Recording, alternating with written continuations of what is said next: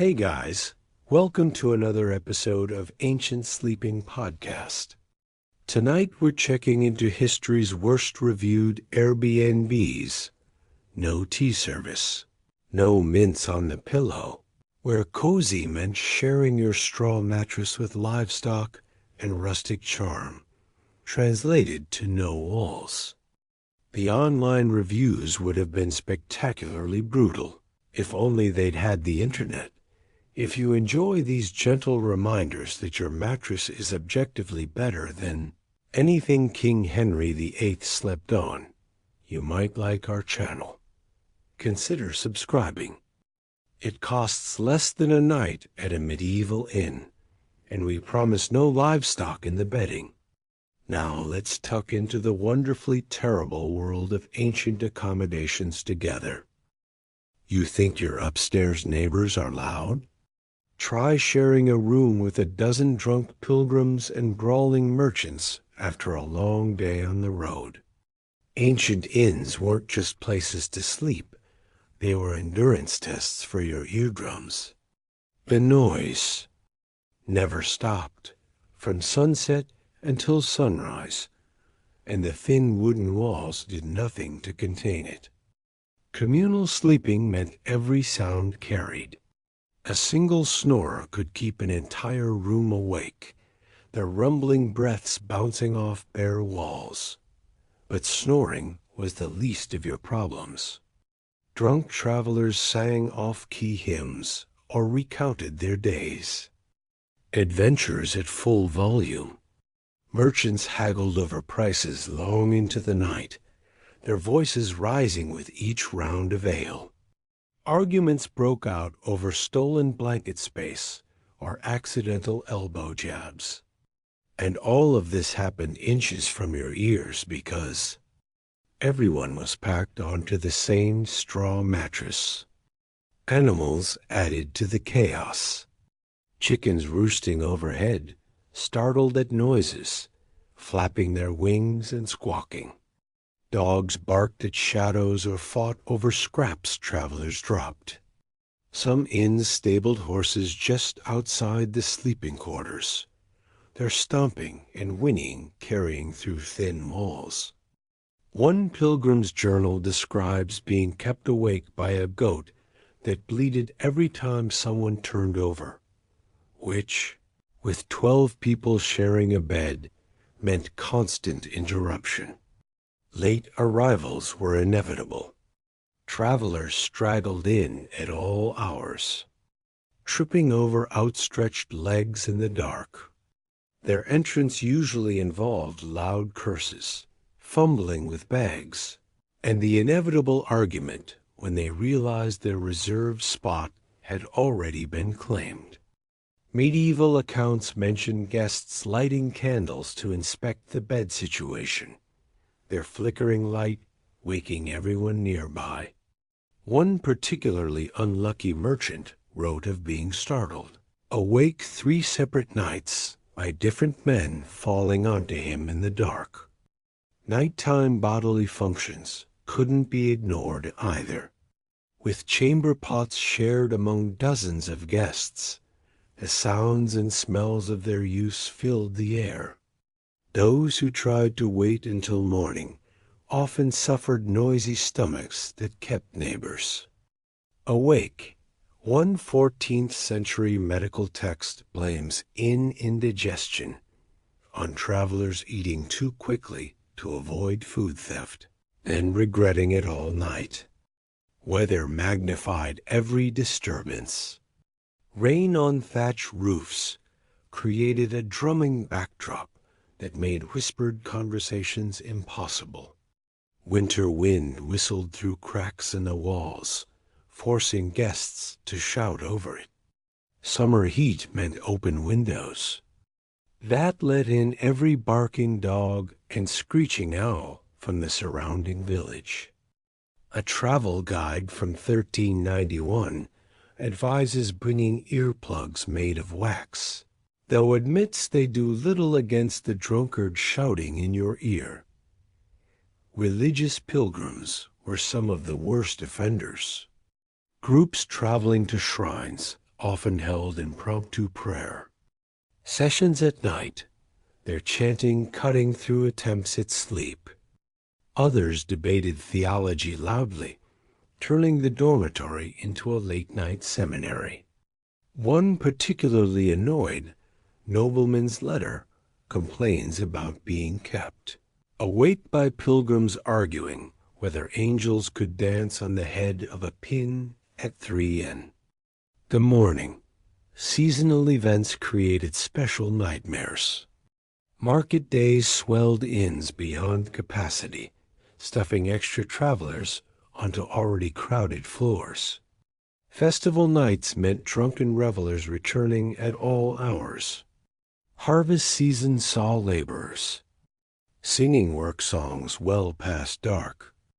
A merchant's diary from 1375 notes that he scheduled trips to avoid. Saints' feast days specifically, because the singing kept him awake. Children rarely slept quietly either. Apprentices accompanying masters often cried from homesickness, while others play-fought despite hushed scolding. Some parents resorted to dosing their children with poppy syrup, a risky medieval sleep aid, just to get some quiet. Guild records mention young workers disciplined for nighttime noise, despite the impossible task of staying still for hours. On itchy straw, the sick added their own soundtrack. Coughs spread through packed inns as illnesses passed from guest to guest. Sneezes punctuated the night, while feverish murmurs created an unsettling background hum. One physician's casebook describes diagnosing the same chest infection in 6 travelers who'd shared a bed the week prior at a Dover inn. Bedtime conversations rarely considered those trying to sleep. With no electricity, nightfall didn't automatically mean quiet like it does today. People talked until exhaustion took over, their voices carrying in cramped quarters. Some inns posted rules about nighttime silence, but enforcement was rare. A legal complaint from 1412 involves an innkeeper fined for allowing dice games that ran past midnight, not because of the gambling, but because the shouted bets disturbed neighbors. Wooden buildings amplified everything. Unlike modern soundproofing, medieval construction turned every creak into a screech and every whisper into a buzz. People upstairs walking across floorboards might as well have been stomping next to your head. A Saxon law code even set quiet hour guidelines specifically for inns, suggesting the problem was widespread enough to require legislation. The poorest guests suffered most. Unable to afford private rooms or better inns, they endured the noisiest conditions. Landless laborers migrating for work often slept near kitchens or stables where late-night activity never ceased. Some travelers mention stuffing their ears with wool scraps, though admitted this mainly muted not eliminated the racket. Wealthy travelers didn't escape disturbance either.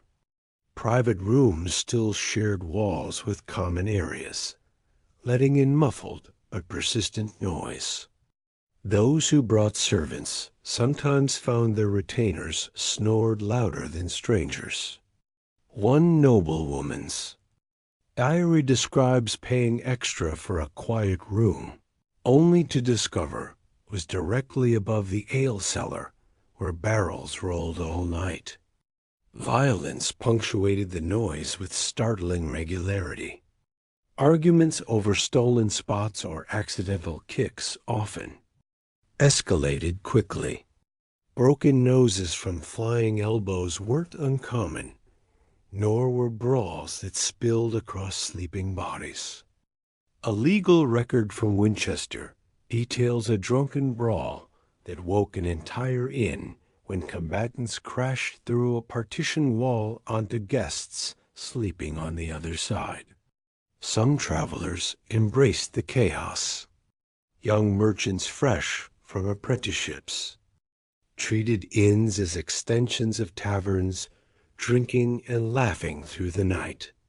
Soldiers on leave swapped increasingly exaggerated war stories, their camaraderie outweighing others' need for sleep. A vivid account from 1433 describes German merchants staging an impromptu play at midnight complete with homemade sound effects. Others fought back against noisemakers. Medieval accounts mention sleep-deprived guests pouring chamber pots on loud neighbors or accidentally kicking them when rolling over. Some particularly desperate travelers resorted to herbal sleep aids, though these often left them groggy for the next day's journey. One merchant's ledger lists frequent purchases of sleeping draughts while on the road, underscoring how bad nights could be. Oddly, some noises provided comfort. Regular snoring signaled familiar bedmates rather than potential thieves. The rhythmic breathing of children could be soothing compared to drunken shouting. Seasoned travelers learned to distinguish between harmless noise and sounds that might signal danger, though this awareness often meant sleeping lightly at best. The truly desperate sometimes chose to sleep outside. Despite risks like robbers and wild animals, the quiet of a field often proved preferable to in chaos. Pilgrim guides sometimes recommended this option, though cautioned against it in bad weather. One traveler's diary from 1399 describes weighing certain fleas against probable wolves before choosing the flea-infested inn as the lesser evil. Ironically, modern science suggests we might sleep better in such environments than we think. The concept of social sleeping, having others nearby, actually promotes relaxation for many people, a holdover from when groups sleeping together meant safety. Our ancestors probably drifted off, despite the noise, more easily than we could today, though their complaints suggest it wasn't effortless. Enduring the clamor became a point of pride. Travelers swapped stories about the worst nights as badges of honor, much like today's backpackers comparing awful hostile experiences. A merchant's memoir from 1451 boasts of sleeping through a fistfight that broke 2 teeth his own. Others measured trip durations in sleepless nights rather than miles. Inns catering to specific groups tried mitigating noise. Religious hostels enforced strict bedtime prayers, followed by silence. Merchant guilds operated some establishments with rules against nighttime gambling. But these were exceptions in an era where loud equaled lively, and lively meant good business. For innkeepers selling ale, city ordinances occasionally targeted inn noise when it disturbed neighbors rather than guests. London records show fines for inns whose patrons spilled into streets at night, but nothing about interior racket. A 1372 court case involves an innkeeper prosecuted because his customers' singing drowned out church bells, not because anyone inside complained. Modern hotel noise complaints would baffle medieval travelers. Thin walls and loud neighbors were simply part of travel then, as unavoidable as bad roads or worse food. The next time your hotel neighbors keep you up, remember, at least they're not drunken pilgrims debating angelic dance theory at full volume. Progress isn't perfect, but it's quieter. Modern hotels spoil us with room service and housekeeping, but ancient inns operated on a strictly DIY basis. Forget calling down for extra towels or complaining about slow meal service. If you wanted something done, you did it yourself. The innkeeper might sell you ale, but pouring it into your cup was your responsibility. Need your bedding adjusted? That was between you and the 12 strangers sharing your mattress. Travelers carried their own essentials because inns provided almost nothing. A merchant's packing list from 1382 includes his own cup, spoon, knife, and even a small cooking pot not for camping, but for inn stays. Those who forgot basics went without or begged from fellow travelers. One pilgrim's account describes drinking ale straight from the barrel because no communal cups existed. Others wrote of tearing stale bread with their teeth when no utensils were available. Meal service meant serving yourself from whatever the inn had cooking. There were no menus, waiters, or set meal times. You walked to the kitchen and took whatever was edible, assuming anything remained. Travel guides advised arriving early for meals, lest the best portions be taken by others. A German merchant's diary complains of finding nothing but grease and bones at evening meals after long days on the road. Cleaning your space fell entirely to you. Inns never provided fresh linens. You either brought your own or resigned yourself to sleeping in someone else's dirt. Some travelers carried small brooms to sweep away the worst of the straw before lying down. A particularly fastidious pilgrim's journal describes wiping down a bed frame with vinegar-soaked rags, only to discover the wood itself had rotted through from years of spilled ale and worse. Water wasn't reliably available either. While some inns had wells, drawing and carrying water was the guest's job.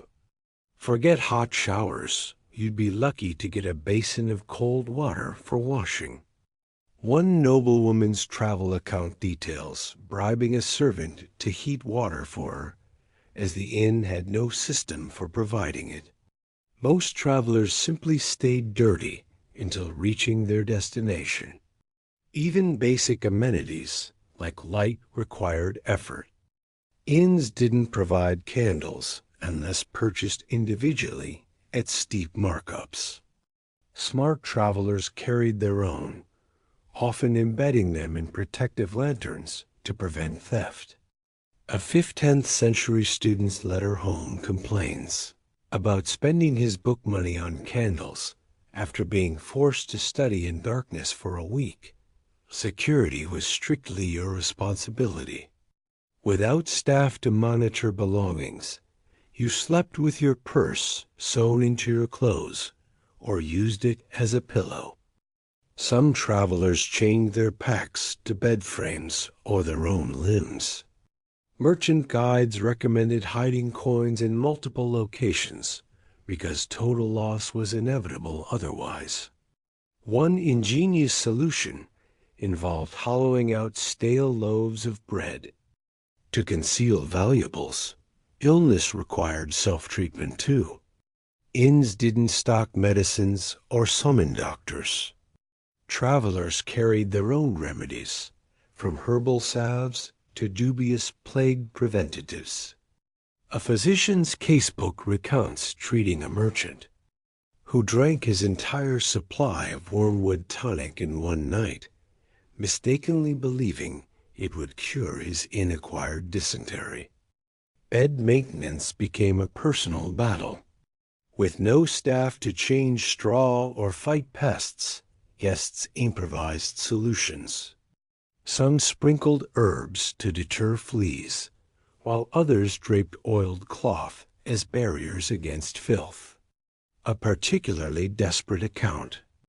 from 1391 describes a traveler sewing his own straw mattress cover from sailcloth after finding live maggots in the bedding. Children posed special challenges. Parents had to improvise childcare with no help from staff. Apprentices traveling with masters often got tasked with guarding belongings overnight. Guild records mention young workers punished for falling asleep. On watch, though expecting children to stay alert after long journeys was unrealistic. Animals required similar self-service. Travelers with horses had to personally feed, water, and stable them. No valet parking here. Some inns provided stabling space, but charged extra for actual hay. A merchant's lawsuit from 1415 details his horse starving because the innkeeper sold the feed he'd purchased back to other guests. Even waste disposal was DIY.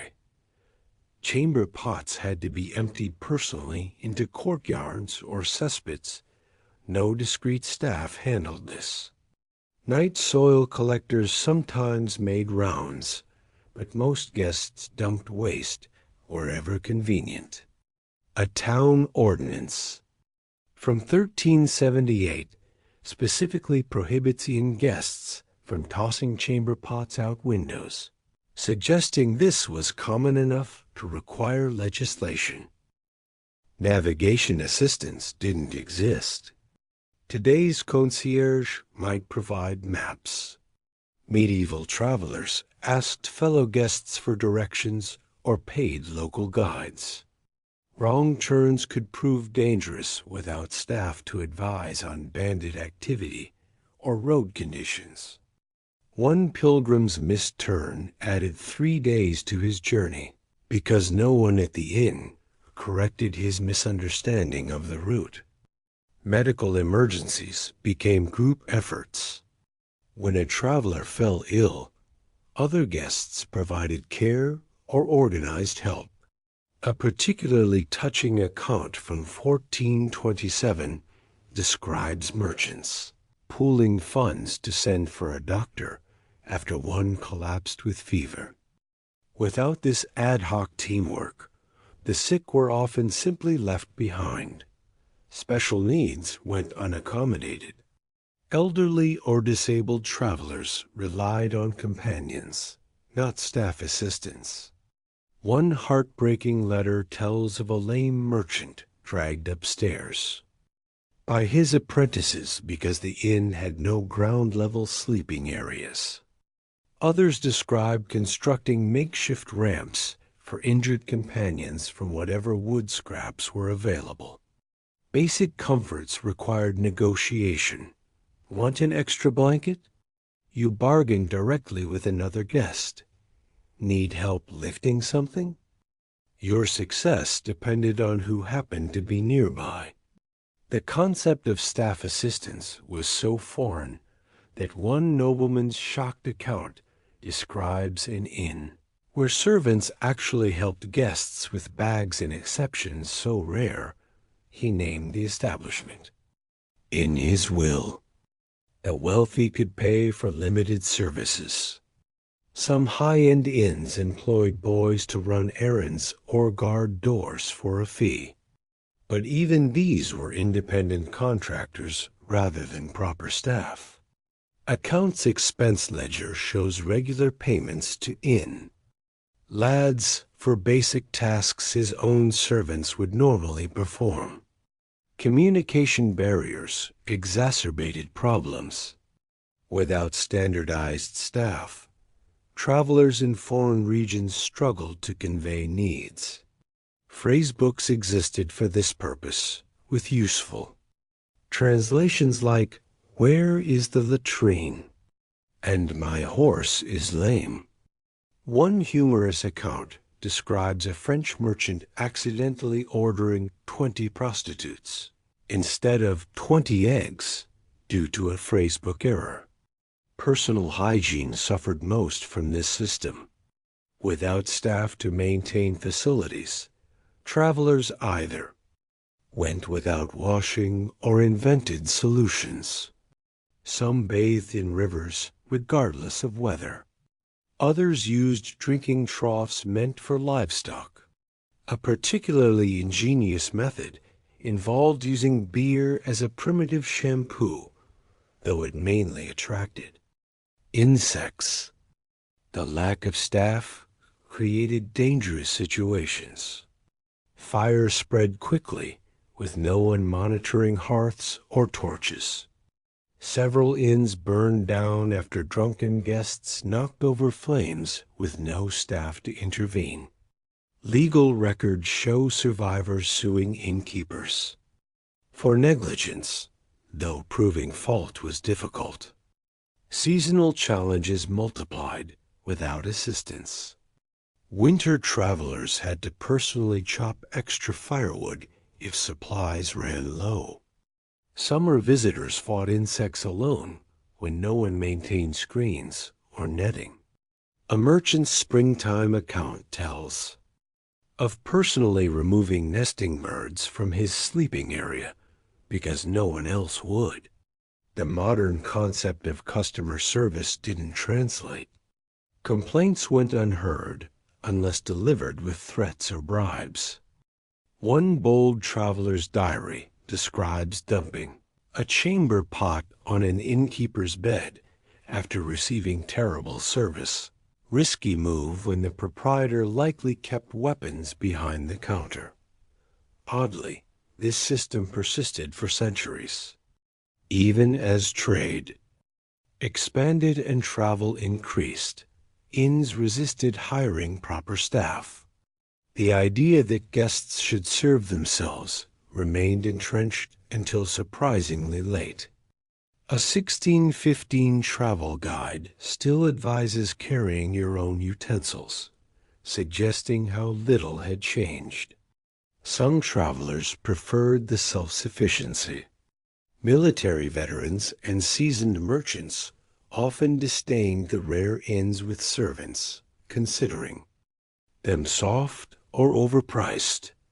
A grizzled mercenary's memoir boasts of 20 years on the road without ever needing some boy to tie my shoes, spoken like a medieval version of today's anti-valet parking crowd. The transition to modern service happened slowly.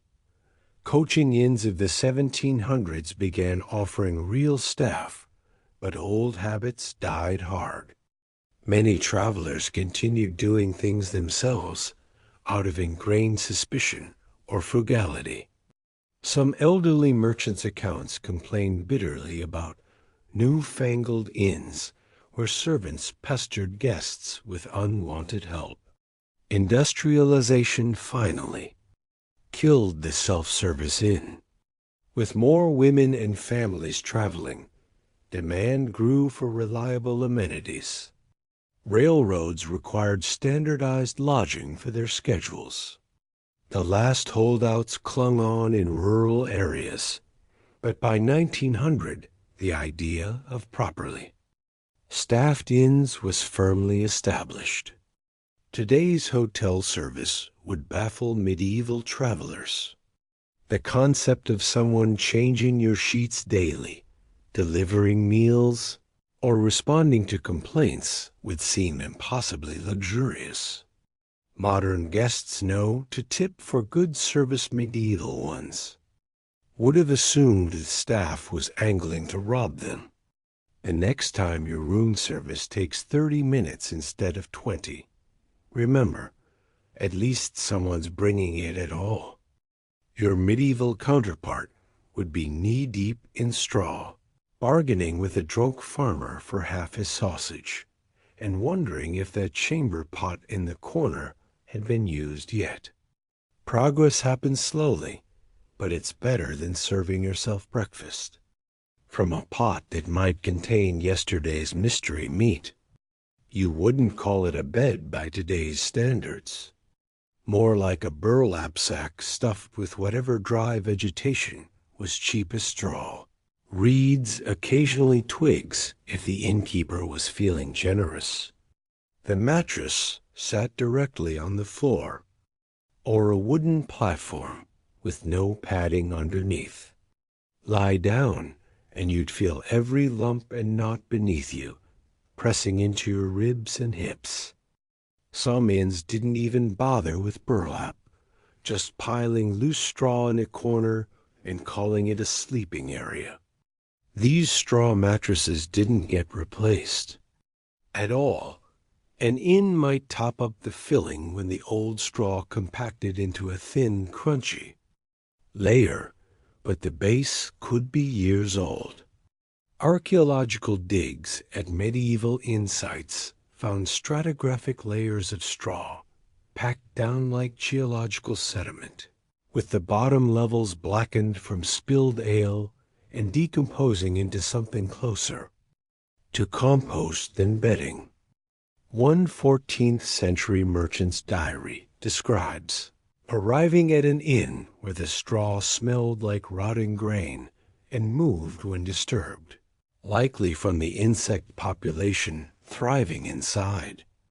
The straw wasn't just dirty, it was actively hazardous.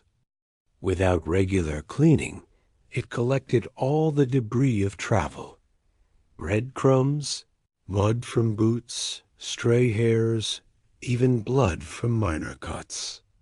A physician's notes from 1395 detail treating a man who developed sores after sleeping on straw contaminated with sharp fragments, possibly broken pottery or bone shards mixed in with the bedding. Another account mentions a pilgrim who woke with painful eye inflammation, laying on straw dust and vermin filth working its way into his face as he slept. Wool blankets provided minimal protection. They were rarely washed, absorbing sweat, food stains, and worse over months or years of use. Some grew so heavy with grime that travelers complained about the weight more than the itchiness. A surviving inventory from a 15th century English inn lists its blankets as weighing half a stone, each about 7 pounds of filthy wool pressing down on you all night. Bed bugs were inevitable. Their tiny shells show up in archaeological layers wherever straw bedding was used, sometimes in such numbers that researchers initially mistook excavated clusters for grain stores. Medieval travelers wrote of waking covered in bites, with some describing bruises from scratching in their sleep. One particularly grim account from a 13th century monk advises fellow pilgrims to anoint oneself with vinegar before lying down, though he admits it doesn't help much. Fleas were worse. They thrived in the warm, crowded conditions of inns, hopping from person to straw and back again. Some travelers carried flea combs as essential gear, but removing the pests only worked until the next inn. A French merchant's notebook from 1372 includes a tally of flea bites received per night at various lodgings, with the worst being 70 in a single evening. Lice preferred the unwashed wool blankets, their eggs cemented to fabric fibers, hatching new generations regardless of how many you picked off. One particularly fastidious traveler's journal details his nightly ritual of holding his blanket near a candle to hear the lice pop, though he concedes this only thinned their numbers slightly. Less common, but more alarming, were the rats. Straw mattresses near food storage areas often attracted them, and their nocturnal activity could wake light sleepers. A legal complaint from 1411 describes a brewer who sued an innkeeper after a rat gnawed upon his ear during the night, resulting in an infected wound. The court ruled in his favor, suggesting this wasn't considered normal wear and tear. The straw itself wasn't clean when first laid down. Farm laborers often used the thea, same harvest for livestock bedding, before selling the remainder to inns. A 12th century agricultural manual even lists inn mattress as the third most profitable use for substandard straw, after cow feed and thatching repairs. Travelers with allergies suffered doubly. One account from Saxony tells of a man who sneezed so violently upon lying down that he alarmed the other guests into thinking the plague had returned. Back problems were rampant. Without support, sleepers' spines sagged into whatever hollows their body weight created in the straw. A bone setter's records from York mention multiple patients who slept ill upon beggarly stuffing and needed spinal adjustments afterward. Wealthy travelers sometimes paid extra to sleep on wooden benches instead, trading comfort for a flat surface. Some innkeepers padded their straw with questionable additives.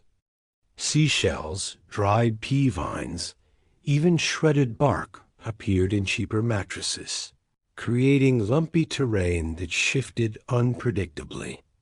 One particularly notorious inn near Marseille used crushed olive pits, resulting in a mattress one traveler compared to sleeping upon a sack of arrowheads.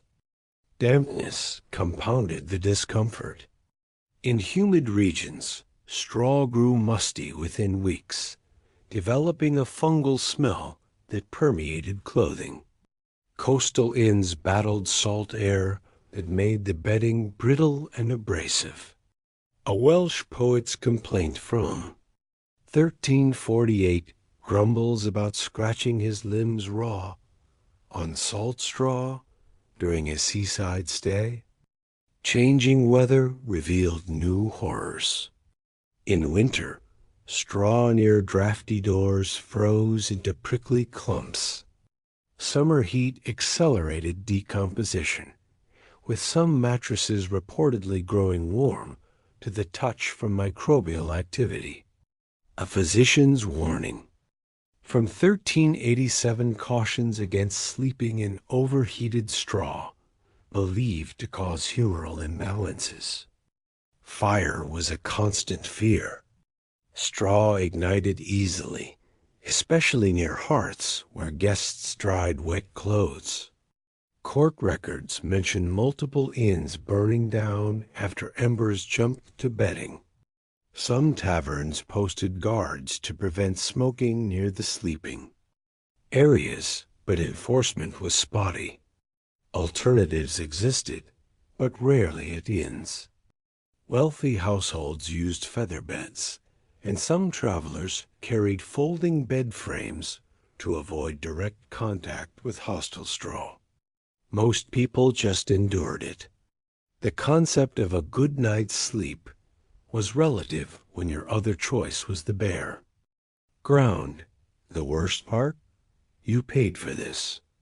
Innkeepers charged premium prices for spots near walls or hearths, framing them as luxury upgrades. A surviving bill from 1432 shows a merchant paying extra for fresh straw, which likely meant a thin, new layer atop the old. Guests who complained risked being offered the stable instead, sometimes literally, as some inns kept identical bedding for livestock and humans. Over time, the truly desperate found ways to cope. Some travelers soaked their clothing in herb-infused vinegar before bed, hoping to deter pests. Others rubbed their skin with grease to create a barrier against filth, though this mainly attracted more dirt. A few innovators sewed their own lightweight sleeping sacks from oiled cloth, creating a personal barrier against the worst of the vol. Bedding. Straw mattresses persisted surprisingly long. Even as feather beds became common in private homes, Inns clung to the old ways well into the 1600s.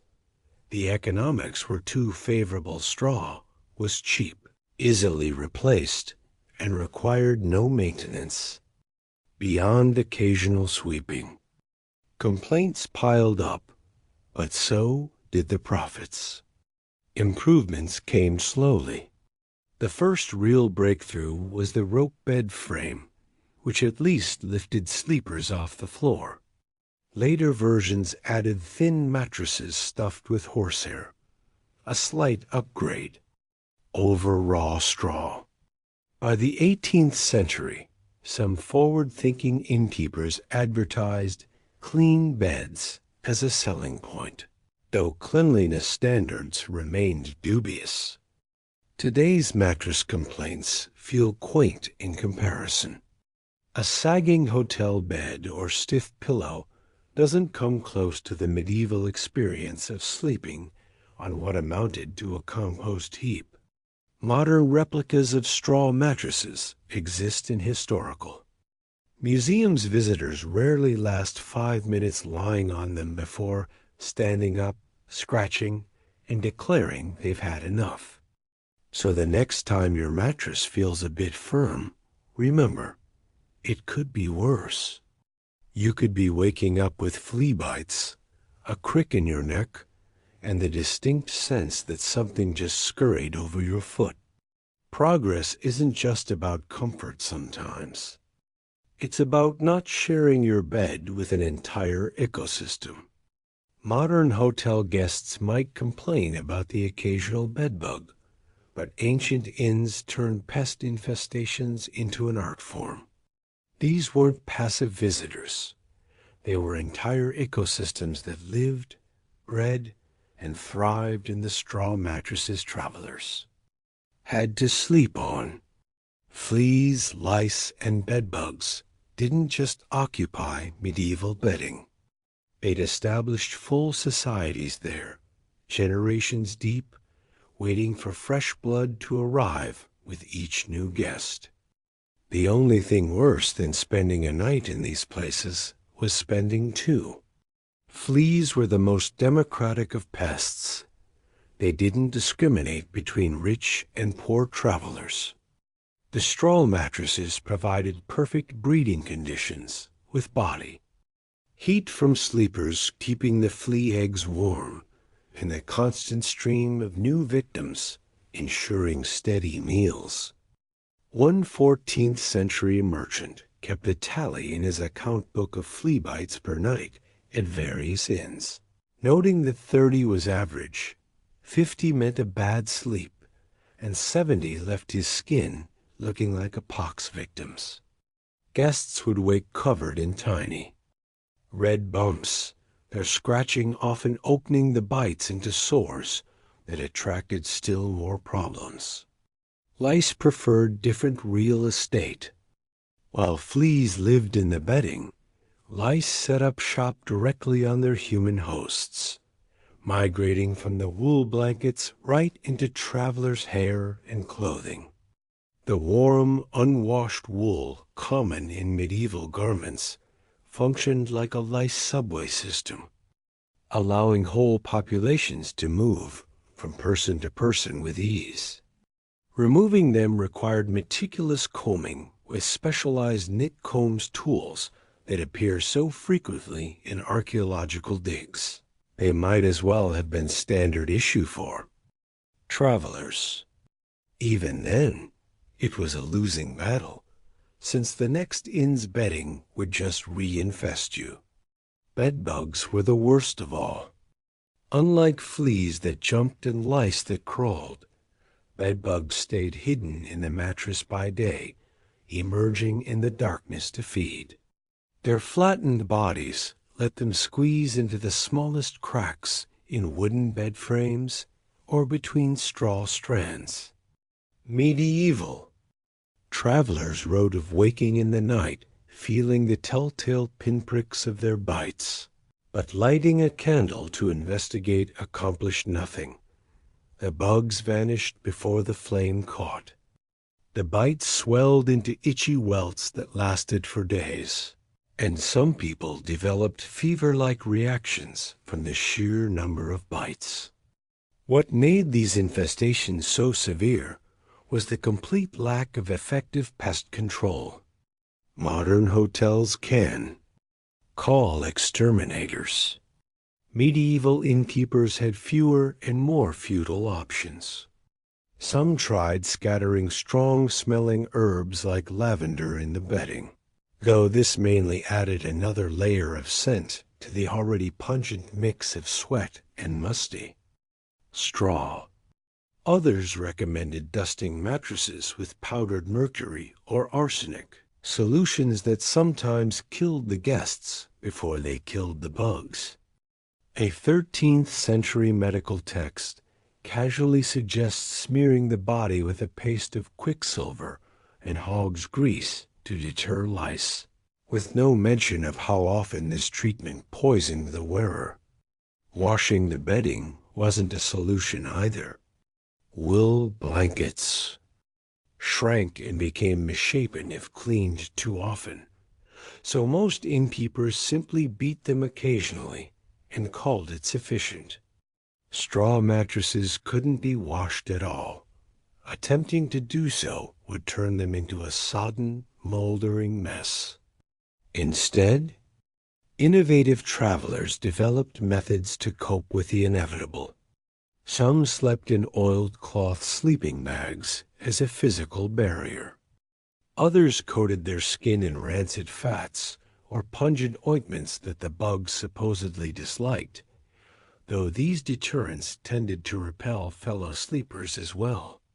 The pests weren't just annoying, they spread disease. Fleas carried bubonic plague, though medieval people didn't understand this connection. They did notice that sleeping in crowded inns often preceded illness, leading to folk beliefs about bad air causing disease. Lice transmitted typhus, whose high fevers and rashes became common afflictions for travelers. Even minor bug bites could become infected when scratched with dirty fingernails, a particular risk in an age where hand-washing wasn't standard practice. Certain spots guaranteed heavier infestations. Inns near ports suffered worst, with bedbug. Populations constantly replenished by stowaways in ship's cargo. Market towns saw regular outbreaks as fleas hitched rides in merchants' wool bales and grain sacks. Pilgrim hostels were notorious for their vermin problems. One 15th century pilgrim's journal describes choosing to sleep in a church courtyard rather than face what he called the creeping horrors of his assigned bed. The hierarchy of inns didn't help matters. Wealthy guests might pay for private rooms with marginally cleaner bedding, but the same servants who changed those beds also handled the pest-ridden common quarters, transferring stowaways on their clothing. Some upscale establishments bragged about airing their mattresses in sunlight, one of the few reasonably effective methods for temporarily reducing bugs. But this only happened between guests if business was slow. During peak travel seasons, there was no break in occupancy for cleaning. Attempts at pest control measure read like a catalog of desperation. Smoke fumigation involved burning foul herbs that made rooms uninhabitable for hours. Powdered hemlock and hellebore dusted in bedding sometimes killed bugs, and occasionally the guests too. One particularly ill-conceived method involved releasing live spiders to eat the bedbugs, solving nothing since the spiders just added to the room's invertebrate population. Seasonal patterns affected the infestations. Summer saw bugs reproduce faster in the warmth, while winter forced them to cluster near sleeping bodies for warmth, increasing bite concentration. Spring and fall brought migrations, as some pests moved between human dwellings and animal shelters with seasonal farming. Cycles. Travelers in autumn often reported heavier infestations as rodents moved indoors, bringing their own complement of fleas with them. The psychological toll mattered as much as the physical. Numerous travel journals describe the creeping horror of lying still while feeling movement in the mattress beneath you. One vivid account from a 14th century scholar tells of Holding's breath to hear the faint rustling of countless tiny feet in the straw as the bed's inhabitants became active at night. Others wrote of developing what we'd now call insomnia, dreading bedtime because they knew what awaited them in the dark. Animals complicated things further. Dogs and cats, kept to control rodents, brought their own fleas. Chickens sometimes roosted in rafters above beds, dropping lice onto sleepers below. Even horses stabled nearby contributed, with their fly populations spilling over into human spaces. Some southern European inns battled scorpions in their thatched roofs, leading to rude awakenings when one fell into a bed. Interestingly, the wealthiest travelers didn't necessarily escape. While they could afford better inns, their elaborate layered clothing and wigs made ideal ice habitat. Powdered wigs in particular became notorious for harboring parasites, despite their owner's wealth and status. One French noblewoman's diary complains of having to pick nits from her elaborate hairstyle for hours after a stay at what was supposedly a first-class establishment. A psychological acceptance of pests speaks volumes about medieval life. People expected to share their beds with bugs the way we expect pillows to come with hotel rooms. The question wasn't, will there be bed bugs? But how bad will they be tonight? Records show travelers rating inns based on relative pest levels, not their absence. One pilgrim's account rates an inn as tolerable because he only found 3 bugs on his blanket, compared to dozens at previous stops. By the early modern period, strategies were developing. Wealthy travelers carried folding canopy beds with fabric sides that could be tucked tightly to keep bugs out, with limited success. Some inns began installing metal bed frames that could be heated to kill pests, though this risked starting fires. The truly desperate paid extra to sleep on wooden tables or benches, exchanging back pain for fewer bites. The situation only improved with industrialization. Cheap soap allowed more frequent laundering. Metal bed frames replaced wooden ones that had hidden crevices. Eventually, chemical pesticides provided actual solutions rather than folk remedies. But for centuries of travelers, bedtime meant offering your body up as a buffet for whatever creatures shared your mattress. Today's hotel guests can at least demand refunds for bedbugs. Medieval travelers had no such recourse, just the certain knowledge that wherever they stopped next would have the same problems, if not worse. The real miracle isn't that people survived these conditions, but that anyone ever left home at all. At least until the invention of the suitcase with wheels. But that's another horror story entirely. Imagine complaining about your hotel bill while sitting on a straw mattress crawling with fleas. That's the kind of buyer's remorse ancient travelers faced daily. Inns back then didn't just overcharge, they mastered the art of squeezing every coin from guests for the absolute minimum in return. You'd think shared sleeping quarters with questionable hygiene would come cheap. Not even close. In England, a night in a packed medieval inn could cost the equivalent of a farmhand's daily wage. For that price, you got the privilege of sleeping sideways on a sack of mildewed straw while someone's unwashed feet rested near your face. The wealthy might pay extra for a private corner, but private just meant draping a cloth between you and the snoring stranger 3 inches away. Pilgrims leaving complaints in medieval records didn't hold back. One 14th century traveler wrote that his innkeeper charged him twice the fair price for half the blanket. Another griped about paying for a hot meal but getting cold porridge, scraped from the bottom of a pot when he could find any meat in it at all. It was mostly gristle. Imagine arguing with an innkeeper about your meal when they could have just tossed you into the street. No customer service desks here, just a burly man with a cudgel who insisted you'd agreed to the price. The worst part?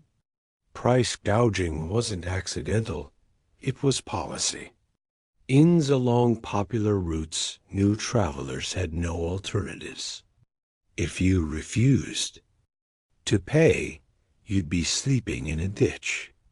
Some innkeepers even colluded with local authorities, paying bribes to ensure they could keep rates high without competition. In one infamous case, a French monastery's records show travelers being charged for fresh straw that hadn't been changed since the last plague outbreak. And it wasn't just the beds. Everything came with hidden fees. Need water to wash? That'll cost extra.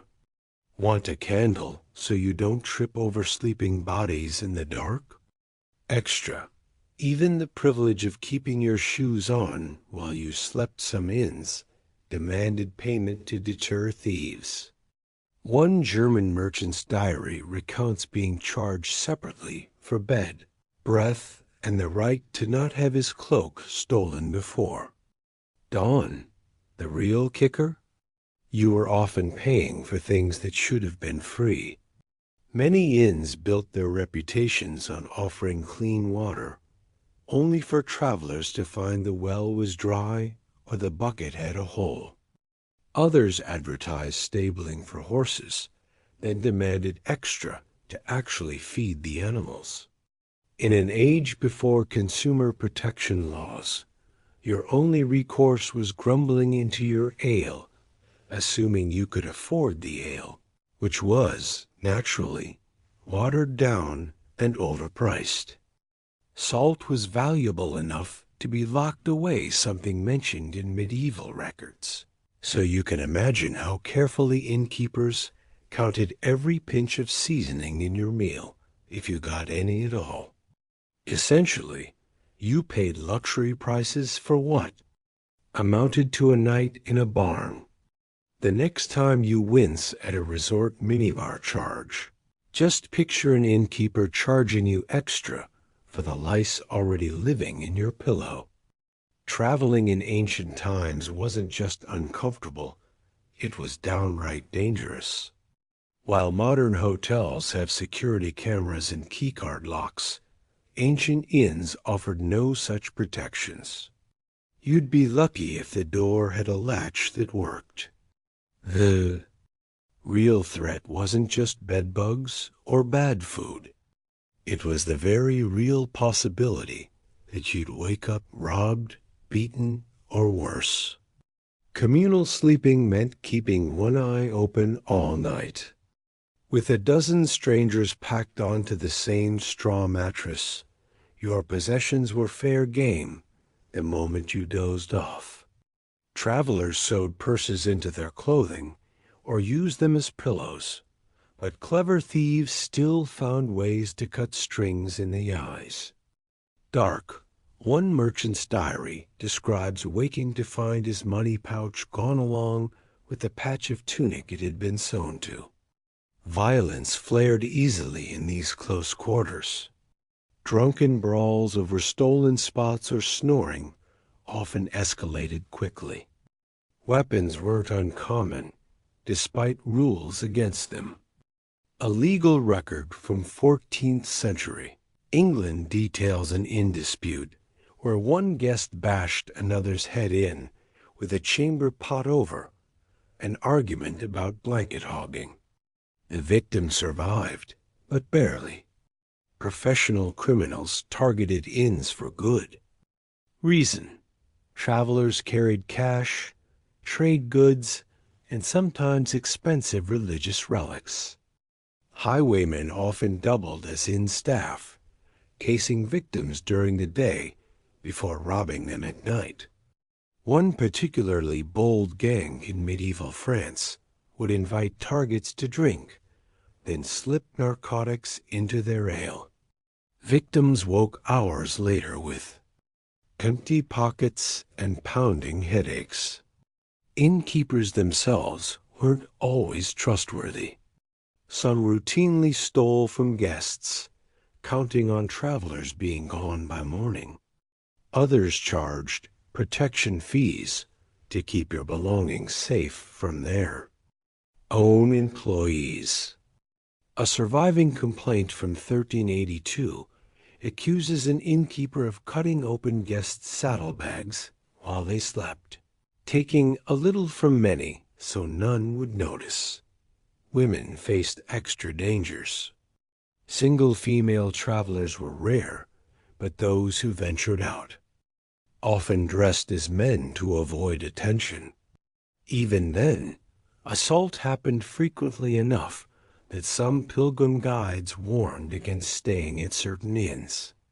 One noblewoman's diary mentions paying 2 armed guards to sleep at her feet, not for protection from outsiders, but from other guests. Merchants traveling with valuable cargo took extreme precautions. Some hired personal guards to stay awake, in shifts all night. Others slept in shifts themselves, with one partner always alert. Wealthy travelers might rent the entire dormitory room, but that just made them bigger targets on the road afterward. The judicial system offered little recourse. If you caught a thief red-handed, you'd have to drag them to local authorities. Yourself assuming you could identify them in a room full of strangers. Many travelers simply cut their losses, knowing pursuit would cost more time and money than the stolen goods were worth. Some inns tried basic security measures. A few kept dogs that barked at nighttime movement. Others stationed servants at dormitory entrances, though these watchmen often napped or took bribes. The luckiest establishments had ties to local lords, who'd occasionally send guards to patrol. But these were exceptions in an otherwise lawless system. Nighttime was chaos. Between drunken shouting, amorous encounters, and the inevitable thief probing your belongings, sleep came in brief, wary snatches. Travel journals from the period are full of complaints about night walkers, not ghosts, but suspicious figures, moving through sleeping areas. Some were likely fellow guests looking for the latrine, but others had darker intentions. Weapons became necessary evils. While many inns required guests to surrender knives at the door, experienced travelers carried small, concealable blades anyway. One merchant's will from 1347 lists my bed dagger among his most valued possessions, suggesting it saw regular use. Others slept with their walking sticks close at hand, not for hiking, but for cracking skulls. Fire added another danger. With straw bedding, torch lighting, and drunken accidents, inns burned down shockingly often. a string of suspicious accidental fires in 5th-10th century. Germany turned out to be an arson ring. Thieves would torch inns to cover robberies, knowing the chaos would hide their crimes. Certain locations were riskier than others. Inns near borders or crossroads attracted the worst crowds, as did those just outside city walls where authorities had less control. Pilgrim hostels ironically saw high theft rates, with criminals preying on the trusting nature of religious travelers. Port inns were notorious for press gangs, who drug and kidnapped men into ship crews. The poorest travelers had it worst. Unable to afford guarded storage or private rooms, they often arrived with everything they owned, making them prime targets. Many migrant workers slept with tools under their bodies, knowing losing them meant losing their livelihood. Some winter accounts tell of laborers waking to find their boots stolen, forcing them to walk barefoot through snow to the next job. Children weren't spared either. Apprentices traveling with masters often got tasked with nighttime watch duty. Guild records mention young boys beaten for failing to prevent thefts, though their masters should have known better than to expect a child to stay awake all night. Oddly, some thefts were crimes of opportunity rather than malice. In a world where famine could strike any time, hungry servants might steal food rather than valuables.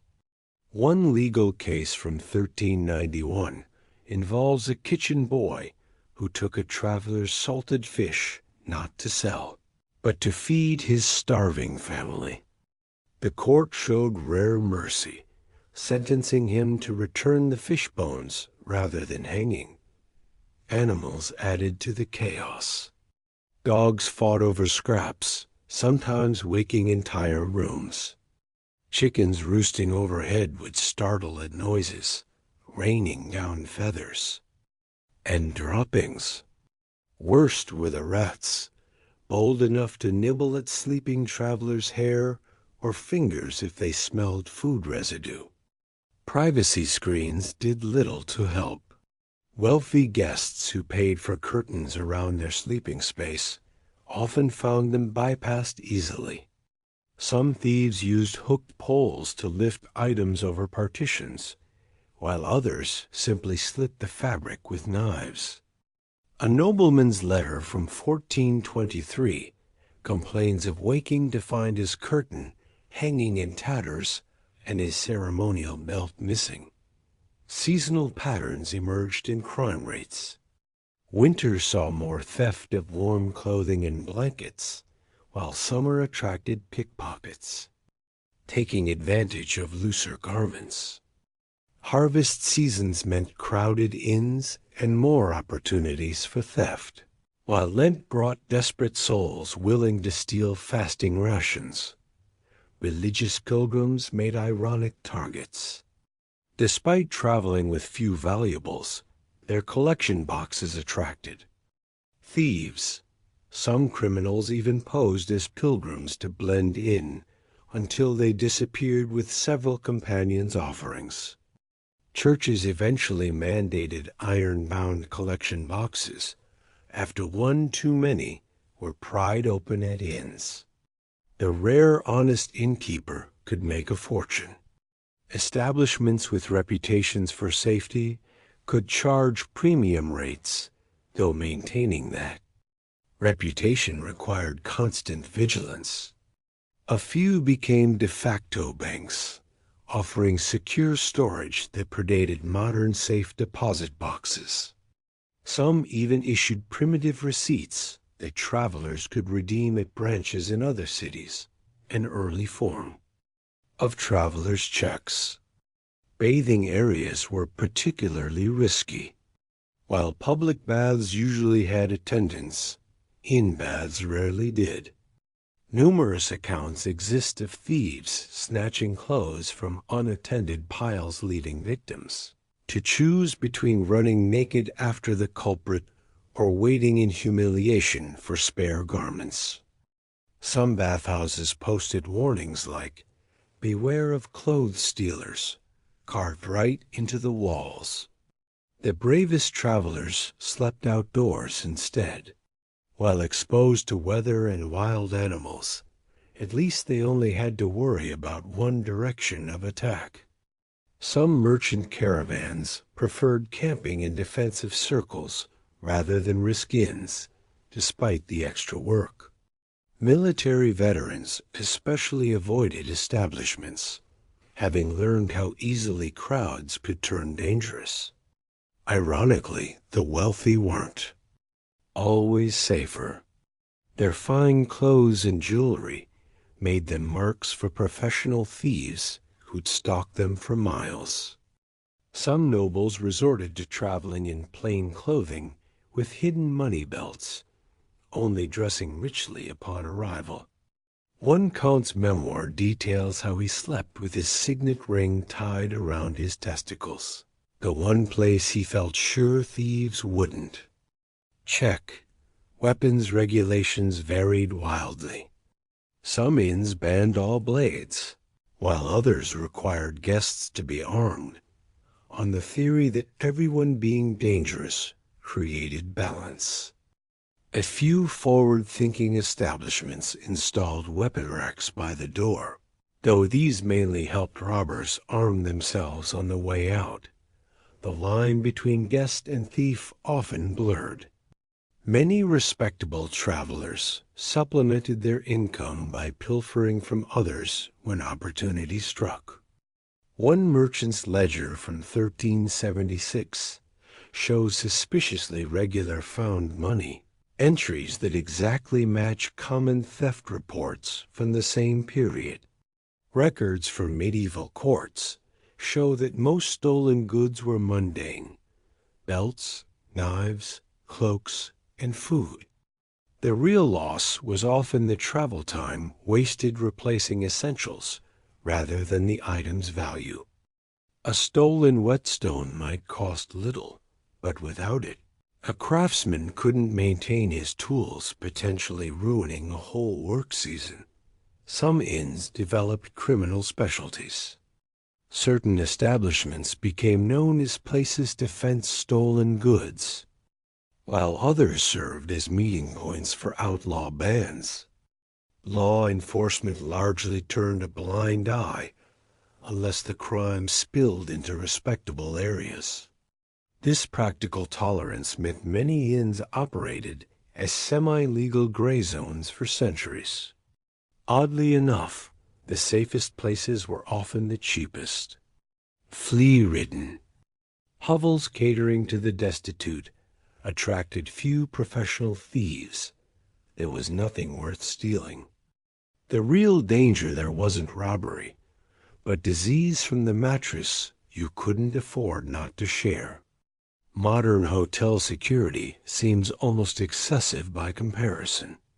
Keycards, safes, and surveillance would have seemed like magic to medieval travelers, who slept with daggers drawn.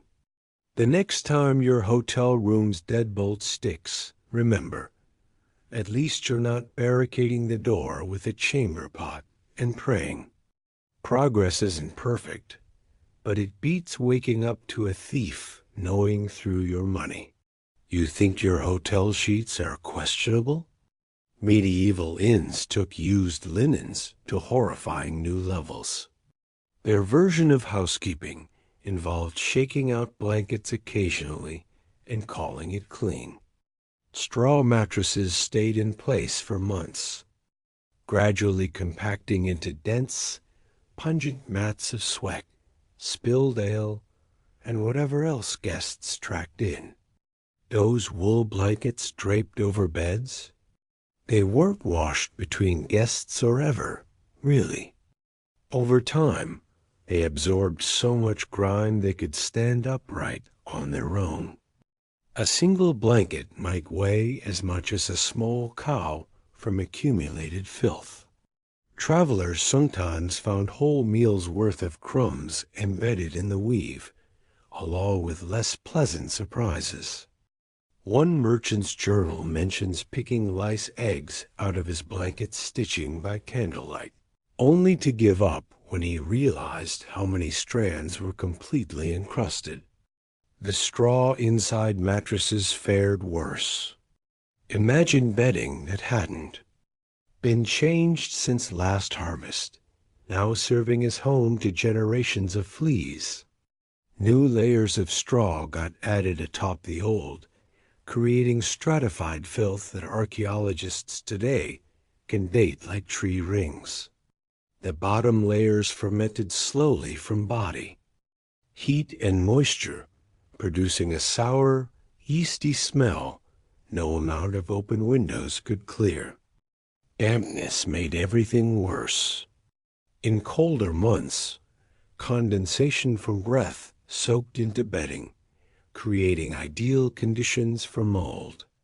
One pilgrim's account describes waking with his face pressed into a patch of blue-green fuzz that had sprouted overnight in the straw.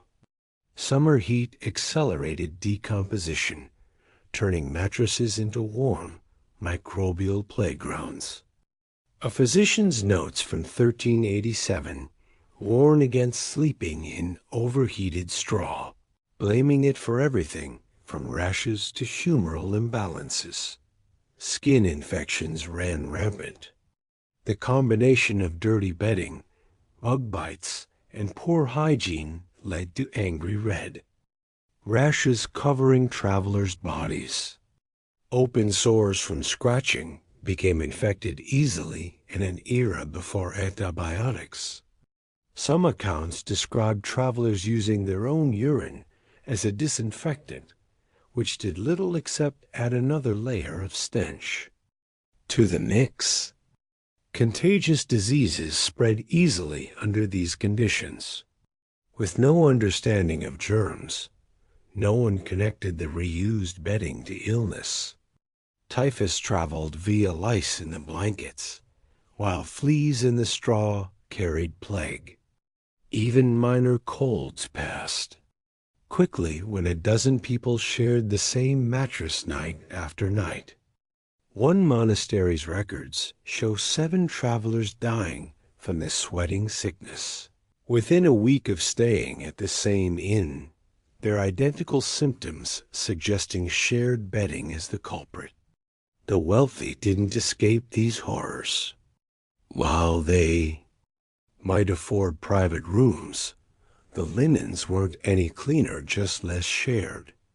Some noble travelers carried their own bedding, but this only worked if they also brought something to insulate themselves from the infested mattress beneath. Those who couldn't transport entire bed sets simply suffered like everyone else. A Duchess's letter from 1419 complains of itching for a week after an inn stay, despite her servants having thoroughly beaten her personal blankets each morning. Some inns tried token cleaning methods. Turning mattresses was common, simply flipping the sack so yesterday's body impressions faced downward. This did nothing about the insects or accumulated filth, but created the illusion of freshness. Others aired bedding in sunlight when possible, though this mainly temporarily reduced flea activity rather than eliminating them. The rare establishment that changed straw seasonally advertised it heavily. A 15th century German inn sign bragged new straw at Easter and Michaelmas, as if biannual bedding changes were luxury.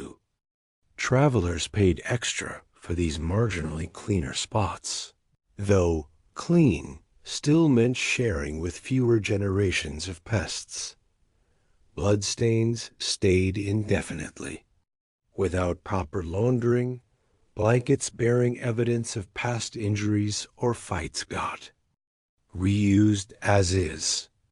One particularly gruesome legal case involves a murder victim identified solely because his distinctive wound patterns matched bloodstains on an inn's blanket still in use a year after the crime. The killer had paid the innkeeper to dispose of the body, but neither bothered changing the bedding. Bodily fluids were unavoidable.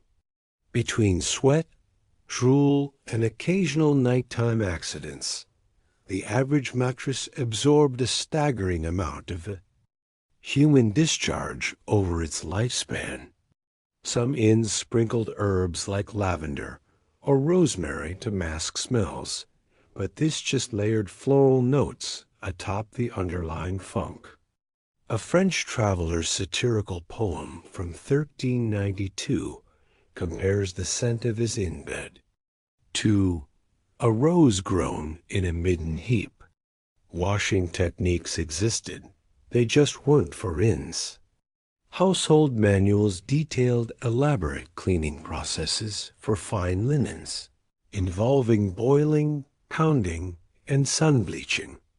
But these took days and required expensive soap, making them impractical for commercial establishments.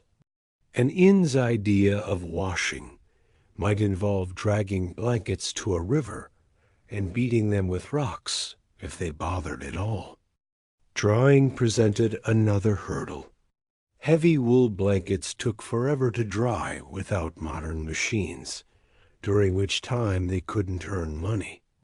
Most innkeepers preferred selling slightly damp blankets to losing a night's revenue.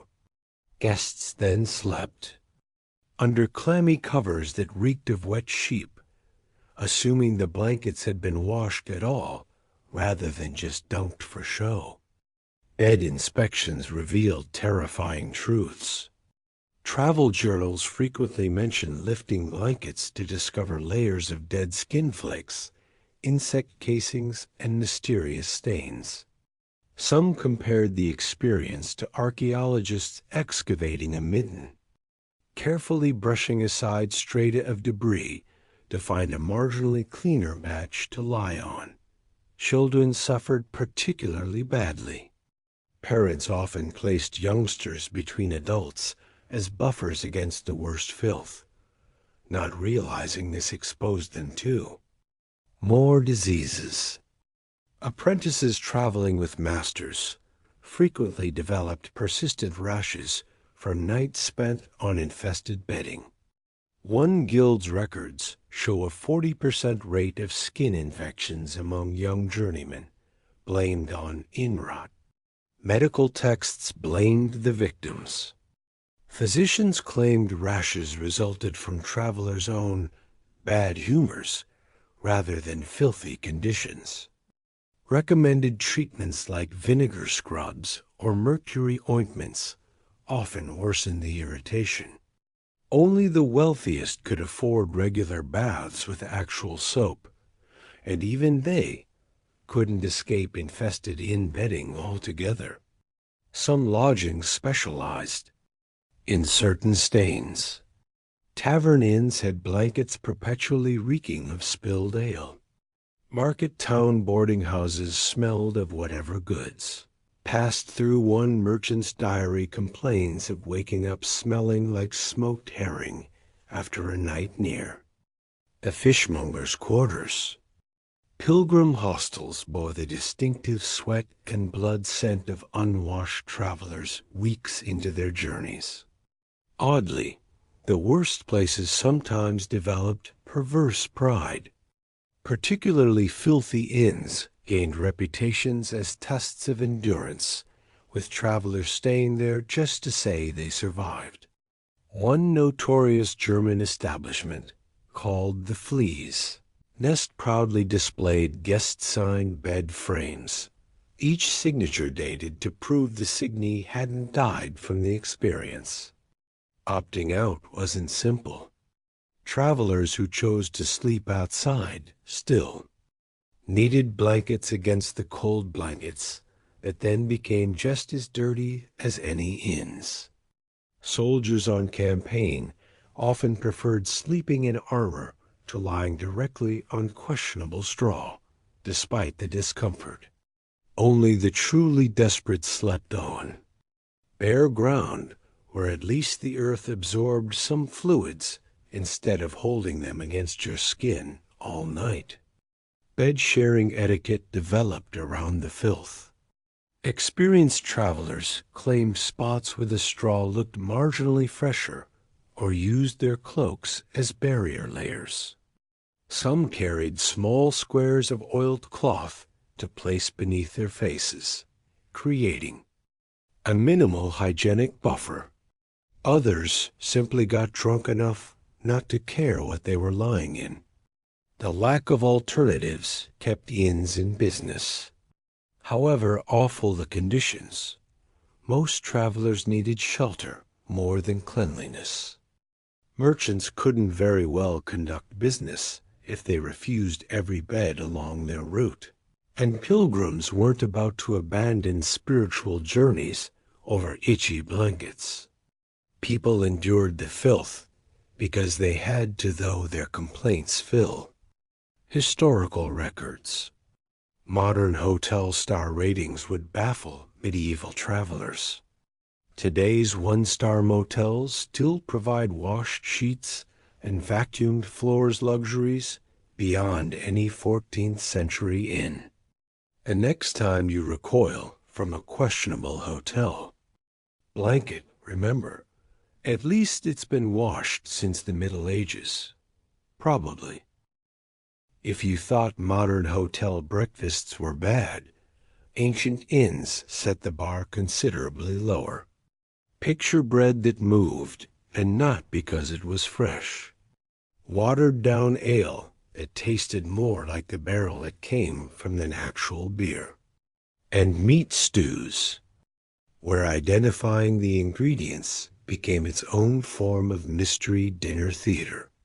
Roman tabernae menus listed items like liquamen, a fermented fish sauce so pungent it could clear a room, served alongside stale bread that often doubled as insect. Habitats. Medieval pilgrims wrote of meals where the bread required scraping mold off the top layer before eating what remained, assuming you didn't mind the occasional maggot. One 14th century traveler noted his innkeeper's stew had more grease than meat and more bones than either. The smarter travelers didn't risk it. Many carried their own food-hard cheeses, dried meats, or simple grain cakes, not because they preferred packed lunches, but because the alternative was potentially hazardous.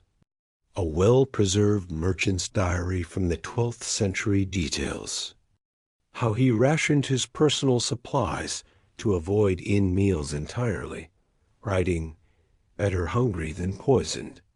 Even the drinks weren't safe. Wine often got cut with water, but not clean water, whatever was scooped from the nearest ditch. Ale spoiled quickly, but innkeepers served it anyway, banking on customers being too thirsty or intoxicated to notice. One surviving tavern ledger from medieval England shows regular purchases of second-run ale, the watered-down dregs of already brewed batches, sold at full price to unsuspecting travelers. The economics made sense for innkeepers. Food costs sunk profits, so stretching ingredients became an art form. A single chicken might flavor a week's worth of broth before being served as roast meat on its final day. Bones picked clean. Garlic and onions disguised spoiled flavors while heavy. Spices, when available, masked worse offenses. Some establishments hired tasters, not for the wealthy guests, but to see if a dish had gone lethal yet. Menus rarely changed, not for lack of creativity, but because repetition kept costs predictable. One excavated Roman tavern menu from Pompeii lists the same 5 dishes daily, rotated based on which ingredients were cheapest at market. Analysis of the cookware revealed layers of charring, suggesting meals burned onto pots stayed there for months, adding depth of flavor whether wanted or not. Pilgrimage routes featured the worst offenders. Crowded roads meant guaranteed customers, so quality mattered less than volume. A Canterbury Tales-esque account from a 13th century traveler describes an innkeeper ladling stew while coughing into the pot, defending himself with, "The fire kills the illness." Spoiler, it didn't. Why endure this? For most travelers there wasn't a choice. Towns spaced a day's walk apart meant stopping or sleeping outdoors, often worse than risking the meal. Some carried coins specifically labeled for bread only, refusing to pay full price for questionable fare. Others bartered, offering goods instead of currency to avoid being cheated. By the Renaissance, guidebooks began listing safe inns with edible food, creating an early version of restaurant reviews. Of course, edible still meant bruised fruit and tough meat, just without visible mold. Progress was slow. Next time your hotel breakfast buffet looks tired, remember, at least the oatmeal isn't moving on its own. And if you're debating whether to eat that questionable airport sandwich, take comfort knowing it's practically gourmet compared to 12th century travel snacks. The only real difference? Today's complaints go on Yelp instead of scrawled in some merchant's journal. The next time you complain about a cramped hotel bathroom, consider the medieval alternative: a wooden bucket in the corner or a trip to the communal latrine out back. Ancient inn sanitation made modern porta potties look like spa bathrooms. Privacy wasn't just limited, it didn't exist. You relieved yourself shoulder to shoulder with strangers, using whatever scraps of material you'd brought along or whatever the inn provided ... if anything at all. Communal latrines were standard in most inns, usually located near the stables or in back courtyards. These weren't private stalls, but long wooden benches with holes cut in them, positioned over pits or flowing water channels. When available, archaeological digs at medieval inn sites revealed these structures were rarely cleaned, just used until overflowing, then abandoned for new locations. One excavation in York found a tavern latrine with over 20 seat holes spanning 12 feet, suggesting just how public the experience really was. Chamber pots offered no improvement for nighttime needs. These containers circulated among guests, without proper cleaning between uses. Many inns kept just 1 or 2 pots per floor, meaning queues formed during busy nights. Some travelers wrote of waking to find their neighbors had simply relieved themselves on the floor rather than wait. Others described discovering the pot already occupied when they needed it, with no polite way to interrupt. The smells lingered everywhere. Without proper ventilation, the stench of human waste mixed with the ever-present smoke from hearths and torches. Wool tapestries and straw bedding absorbed these odors permanently.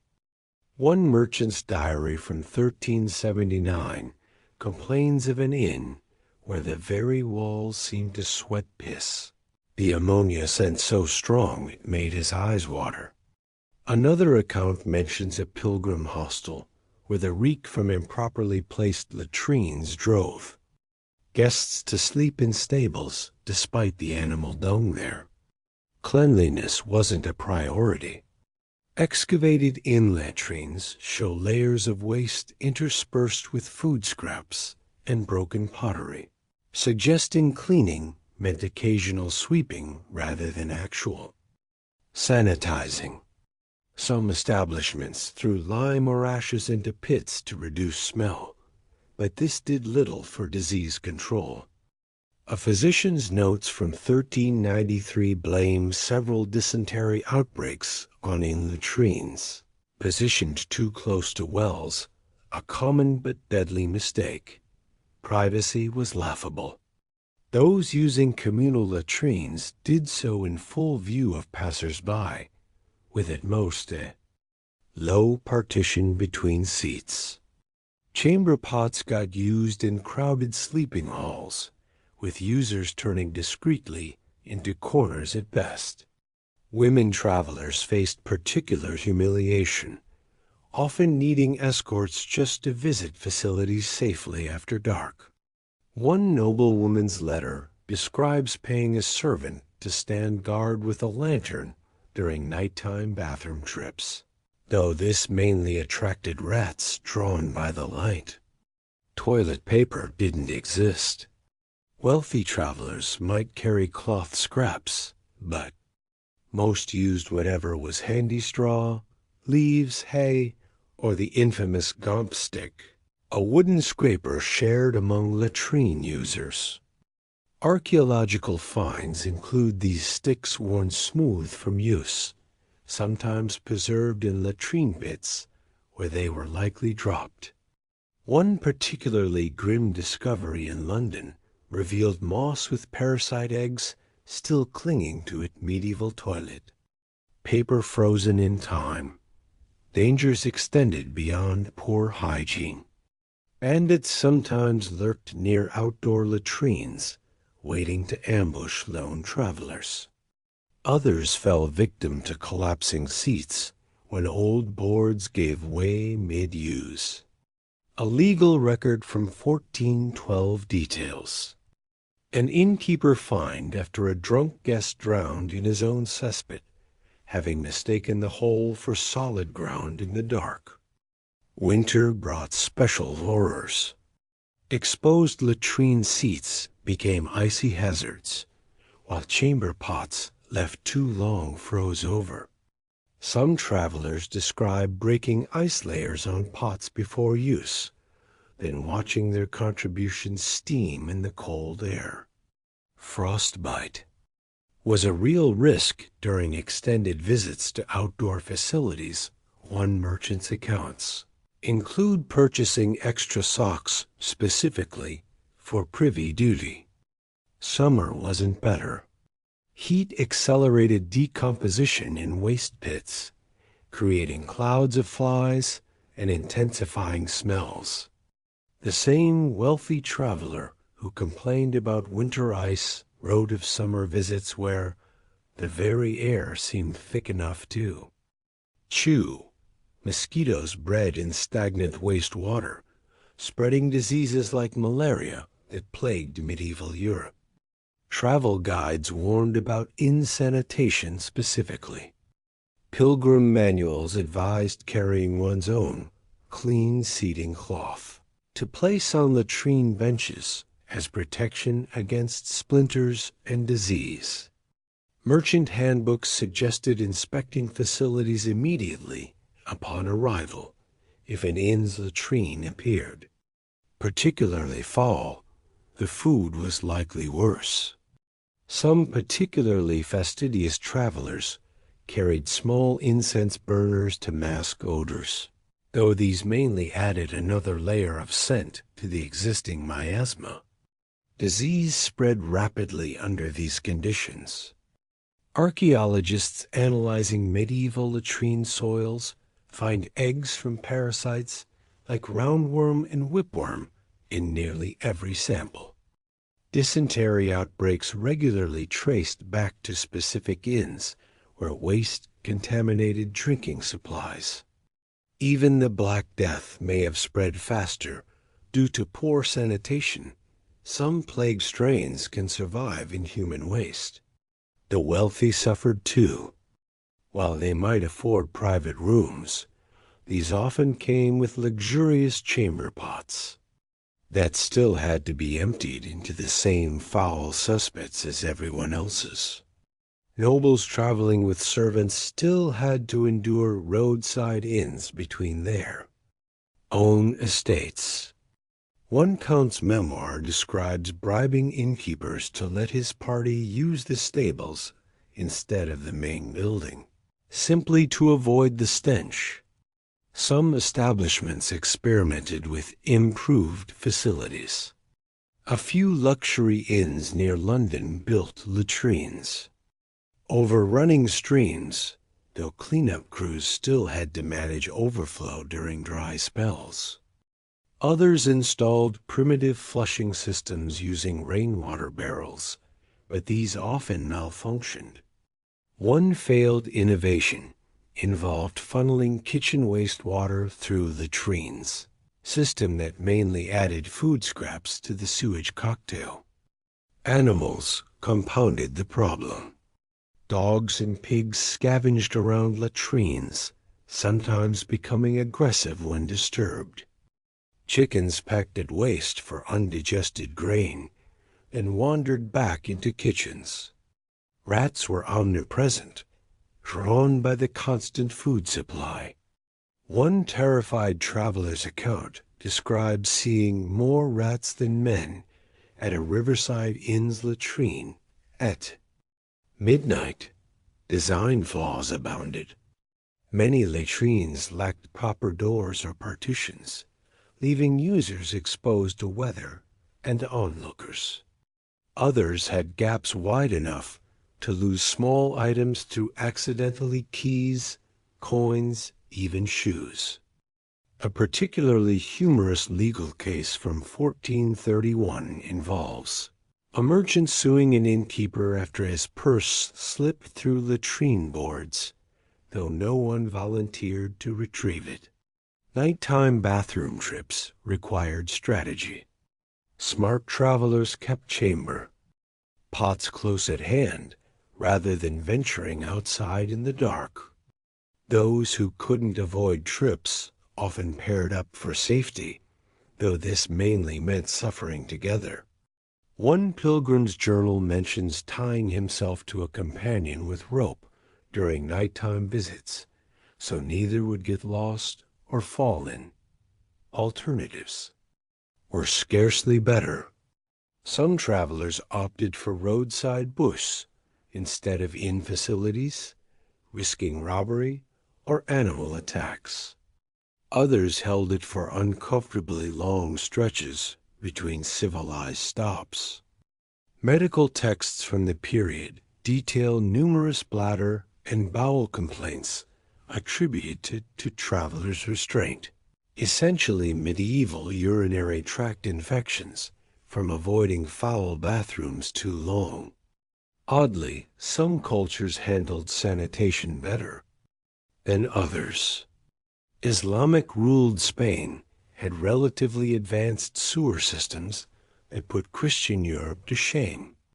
Viking-era York maintained Roman-style plumbing longer than most mainland cities. But for most medieval European inns, waste management never evolved beyond throw it out back and hope for rain. The poorest travelers suffered most. Unable to afford private rooms or better inns, they endured the worst facilities. Some workers described sleeping near latrines because it was the only space left, despite the smell and noise. Others developed painful rashes from sitting on improperly cleaned surfaces day after day. Psychological effects mattered too. Modern travelers might feel embarrassed needing the bathroom at a restaurant. Medieval people lived with constant lack of privacy. Some diaries describe praying for bowel control during long stretches between acceptable stops. Others mention developing elaborate rituals to mentally prepare for necessary visits. Seasonal workers faced unique challenges.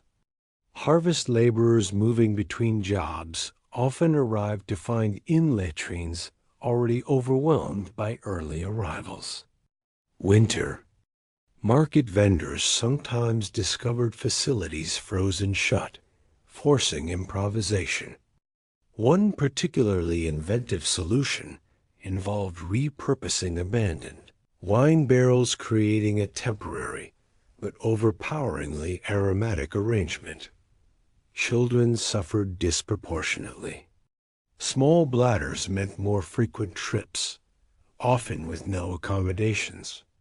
For their size, adult-sized holes proved hazardous for little users. Some parents resorted to makeshift diaper solutions involving rags and moss, though these required frequent changing, non-existent on the road. The wealthy could mitigate some discomforts. Traveling nobles sometimes carried folding screens to create makeshift privacy around chamber pots. Others brought personal attendants to guard against intruders during vulnerable moments. But even these measures failed against pervasive smells and insect swarms. Modern complaints about shared bathrooms pale in comparison. Today's worst gas station restroom still offers doors, toilet paper, and at least nominal cleaning. The next time you hesitate outside a questionable public toilet, remember, at least you're not sharing an open bench with a dozen strangers while rats scurry below. Progress might move slowly, but at least it moves. Modern hostels get a bad rep, but they're luxury compared to their medieval predecessors. Think cramped dorm rooms are rough? Try sharing a single flea-infested straw mattress with 12 strangers who may or may not have bathed this year. At least today's budget accommodations come with locks on the doors. Medieval inns offered no such security against thieves or overly friendly bedmates. The similarities between ancient inns and modern hostels start and end with shared sleeping spaces. Today's hostels provide individual bunks, even in dorm rooms. Medieval versions just threw everyone onto one giant sack of straw on the floor. There was no your side of the bed. You slept or you collapsed, often with someone's elbow in your ribs and another's knees in your back. Privacy screens didn't exist unless you counted draping your cloak over your face and hoping. No one moved it while you slept. London's worst-rated hostel today still offers showers and Wi-Fi. Medieval equivalents provided communal troughs for washing, and information exchange happened via rumors from the drunk merchants snoring next to you. The closest thing to internet access was overhearing gossip about which roads had bandits. Assuming you could stay awake long enough between flea bites to listen. Some particularly notorious inns earned special mentions in historical records. The Red Lion in York was known for housing 20 travelers in a space barely fitting 10. Pilgrim accounts describe waking up stuck to neighbors by the dried ale and sweat coating the shared mattress. Another infamous spot near Canterbury charged extra for wall-side sleeping spots, meaning you only had strangers pressing against you from one direction instead of two. Modern hostel complaints focus on thin walls and noise. Medieval travelers dealt with no walls at all in most cases. Your dorm mates didn't just keep you up with late-night chatter. They literally shared your bed while doing it. Drunken. Singing happened inches from your face rather than through a partition. Arguments over stolen blankets involved actual shoving rather than passive-aggressive notes. Security today means lockers and key cards. Back then, you slept with your money pouch tied around your neck or sewn into your clothes. Many travelers carved small hollows in wooden staffs to hide coins, knowing anything left unattended would disappear before dawn. Some innkeepers offered secure storage, which often meant your belongings sat in plain view behind the same counter where thieves drank ale. Hostel kitchens today might be dirty, but they're paradise compared to medieval inn fare. Modern. Backpackers complain about outdated guidebook listings. Medieval pilgrims carried warnings about which inns served meat from animals that died of disease. Today's questionable leftovers sit in a shared fridge. Back then, mystery stew might contain ingredients that walked out of the stables that morning. The communal bathrooms in modern hostels seem clean compared to medieval latrines. Today, you might find hair in the shower drain. Medieval travelers faced sharing a single fouled chamber pot with 20 others. Modern plumbing issues result in awkward maintenance signs. Ancient sewage problems meant sleeping next to an overflowing cesspit all night. Bed bugs remain a universal hostel complaint across centuries. The difference? Today's infestations get treated with professional exterminators. Medieval solutions involved burning herbs that just added smoke to the existing stench. Modern. Travelers might find a few bites. Medieval sleepers woke covered in red welts from generations of bugs thriving in unchanged straw mattresses. Hostel staff today might seem indifferent when you report a problem. Medieval innkeepers actively participated in some scams. Records show cases where inn staff worked with thieves, identifying well-off travelers during check-in so accomplices could rob them later. Overcharging was standard practice. One merchant's diary lists multiple instances of being charged double for ale he never ordered. Modern hostel guests might encounter creepy crawlies, but nothing like medieval vermin. Today's occasional cockroach can't compete with the rats that boldly climbed over sleepers in search of food crumbs. Fleas and lice were guaranteed roommates, rather than shocking discoveries. One pilgrim's account describes waking to find a mouse nesting in his beard, not an unusual occurrence. The social aspect differs dramatically, too. Today's hostel common rooms encourage mingling over beers. Medieval versions involved suspicious glares across smoky rooms, where strangers sized each other up as potential threats rather than friends. Modern travelers swapped tips on great local restaurants. Medieval guests warned each other which roads to avoid based on who had been recently robbed there. Noise complaints today focus on loud music or partying backpackers. Medieval versions involved all-night brawls that sometimes turned deadly. Police don't get called to break up drunken scuffles when there are no police. Injured parties either worked it out themselves or carried grudges, and sometimes weapons, onto the next town. Modern hostel horror stories involve broken air, conditioning, or Wi-Fi passwords. Medieval travelers contended with actual ghosts, or at least legends of them.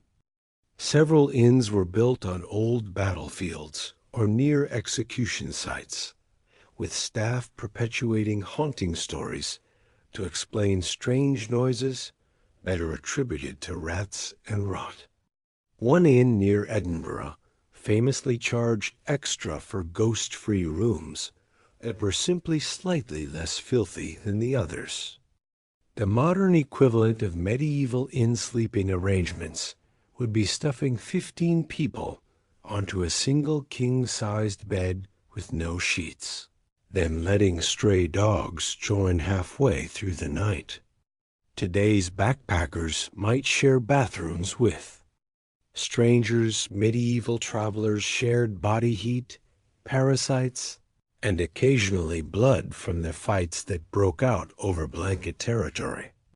Complaints about modern hostel staff pale next to dealing with medieval innkeepers armed with clubs who doubled as bouncers. Today's reviews mention unfriendly managers. Historical accounts describe keepers who threatened guests with violence. Overpayment disputes. Guild records show cases where innkeepers imprisoned guests who couldn't pay until relatives sent money. Today's hostel guests might worry about bedbugs. Medieval travelers faced actual plague warnings posted at some inns, often after guests had already spent the night. Modern Airbnb horror stories involve misleading photos. Medieval versions involved arriving to find your bed was a damp corner of the stable after the main inn had oversold. The worst-rated hostel on earth today still provides cleaner conditions than any medieval inn. Modern travelers might find hair in their shower drain. Medieval ones pulled it from their food. Today's complaints about noise can't compare to sleeping through drunken theological debates conducted at full volume inches from your face. Even the most jaded backpacker would prefer their worst hostel stay over one night in a properly recreated medieval inn. At least now when you leave. Hostels today seem crowded, but ancient inns turned shared spaces into endurance tests. The standard arrangement involved a single straw mattress stretching across the floor, wide enough for 12 strangers to lie shoulder to shoulder. Privacy wasn't just limited, it didn't exist.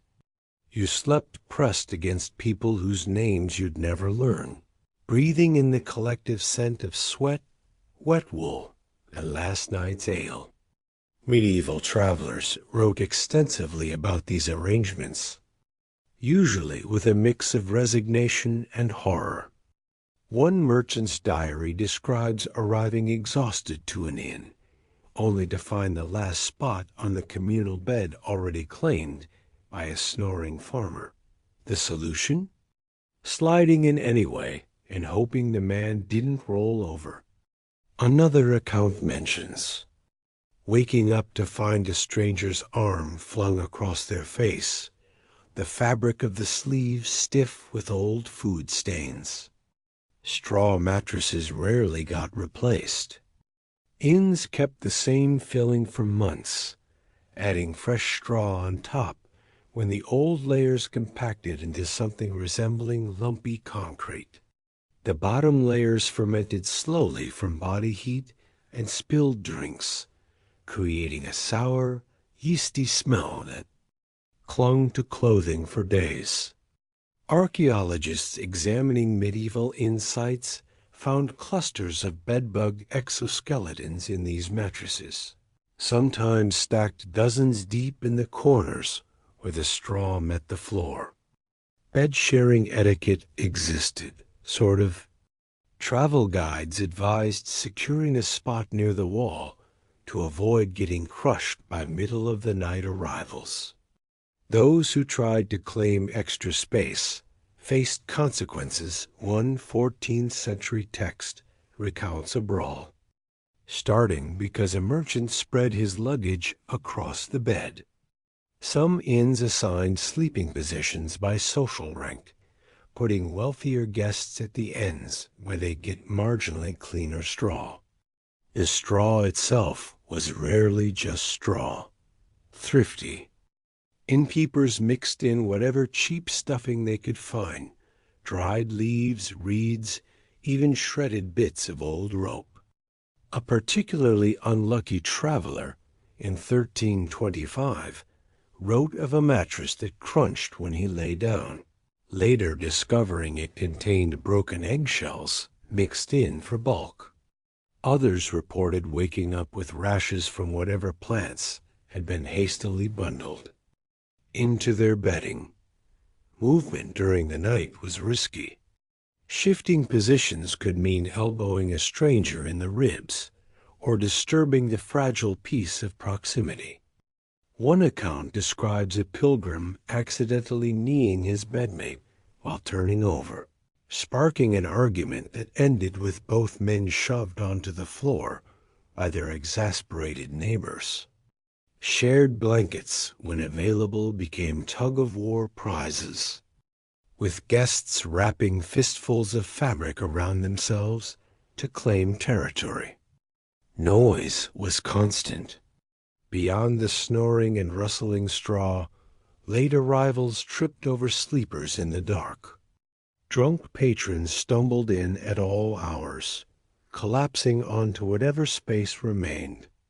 Inns near ports or markets had the worst reputations, their beds never emptying as travelers came and went in shifts. A Saxon law even set fines for innkeepers who overcrowded beds, though records suggest enforcement was rare. Stranger danger took on new meaning. With no secure storage, travelers slept with their purses sewn into their clothes or used their packs as pillows. Theft was common enough that some inns required guests to hand over weapons at the door, not to prevent fights, but to reduce armed robberies between bedmates. A 13th century merchant's contract included a clause about nighttime theft during inn stays, specifying penalties for fellow sleepers caught rifling through bags. Women travelers faced extra challenges. While some establishments had separate sleeping areas, many didn't. Wealthier women hired servants to sleep at their feet as human barriers. At most simply endured the arrangement. One noblewoman's diary complains of a fur-clad trader who breathed like a boar all night, while another describes pretending to be asleep to avoid conversation with her overly chatty bedmate. Disease spread easily in these conditions. Outbreaks of lice were expected, but respiratory illnesses raced through packed inns. A physician's notes from 1382 blame overcrowded sleeping arrangements for transmitting the coughing sickness between towns. Fleas migrated from person to person, leaving trails of itchy bites. Some travelers carried their own fabric sheets to create thin barriers against the worst of it, though these did little against bedbugs burrowed deep in the straw. The poorest guests got the worst spots.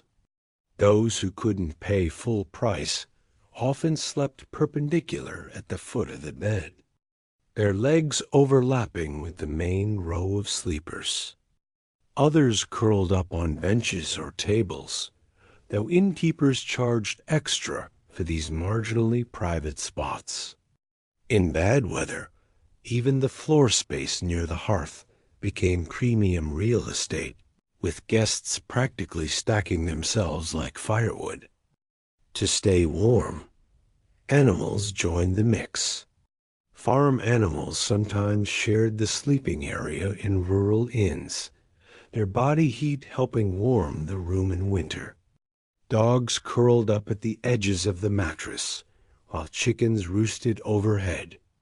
One particularly unlucky pilgrim wrote of waking up to a goat nibbling on his hair, the animal having wandered in from the stable next door. You might wonder why anyone tolerated this. The answer was simple. Alternatives were worse. Sleeping. Outdoors meant exposure to thieves, wolves, or the elements. At least inside, the collective body heat kept the room warm, and the presence of others offered some protection. Merchants traveling with valuable goods preferred crowded inns over lonely roads where bandits lurked. Some clever travelers worked the system. Seasoned pilgrims carried small wax earplugs to mute the worst of the snoring.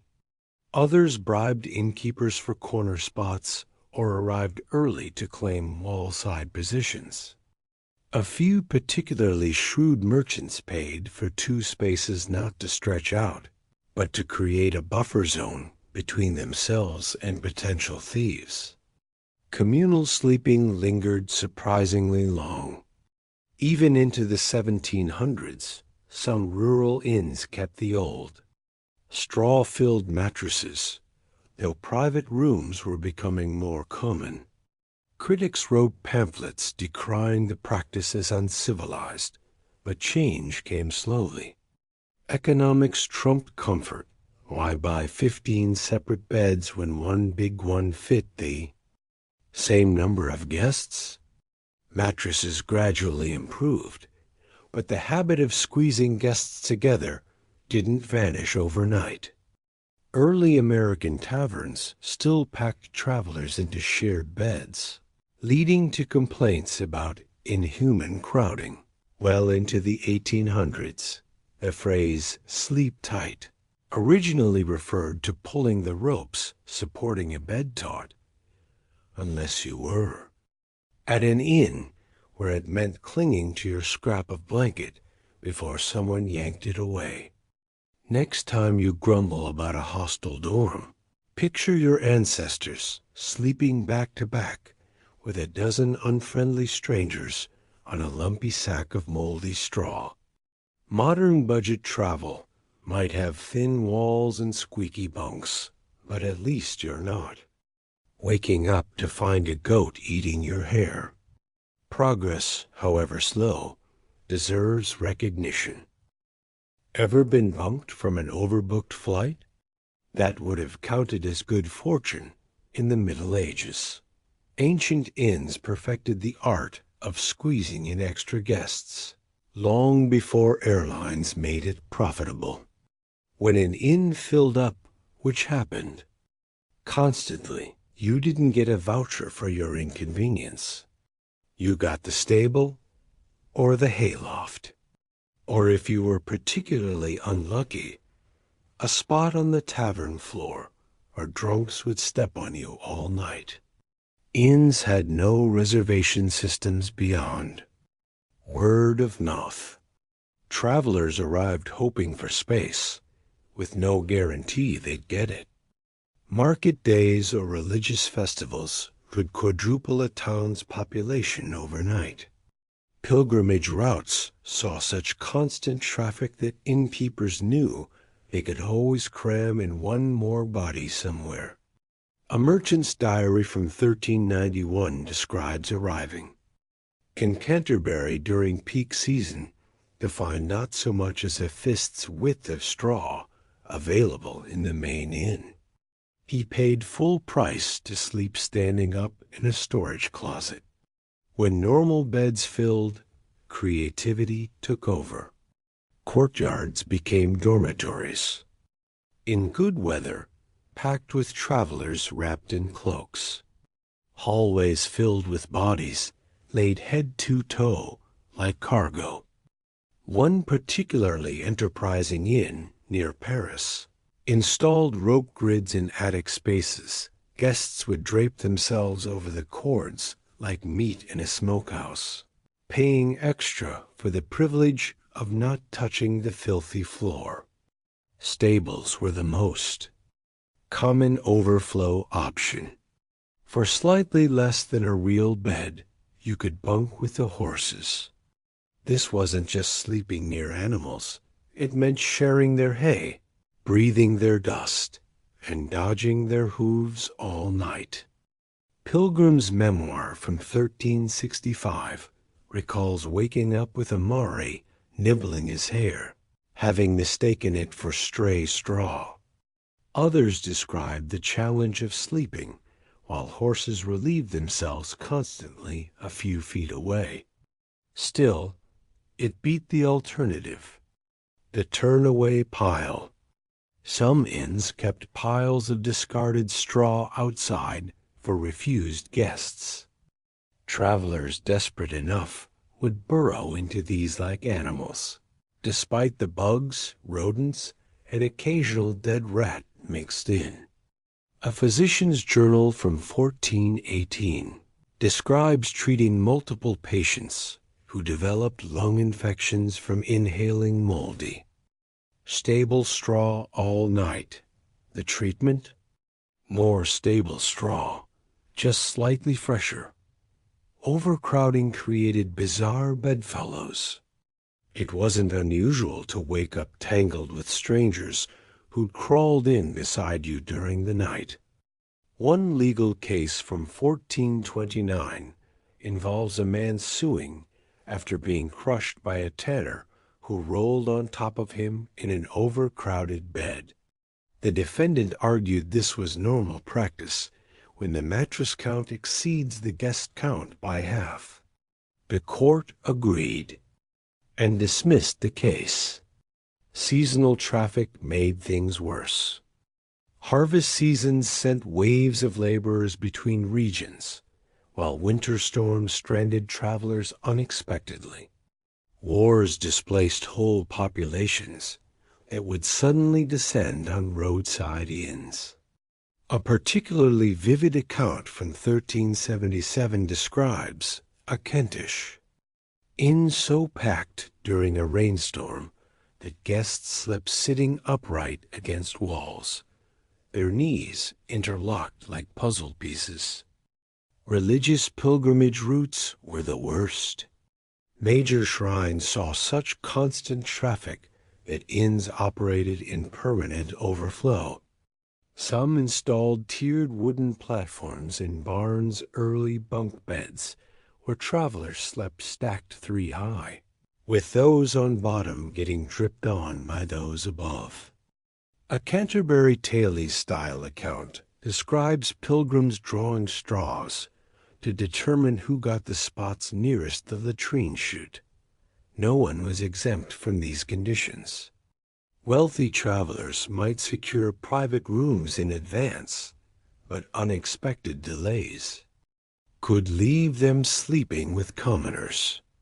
Several noble letters complained about being forced to share accommodations with low-born travelers during emergencies. One count's memoirs recount bribing an innkeeper to eject other guests so his retinue could take over an entire dormitory. The sick had no special accommodations either.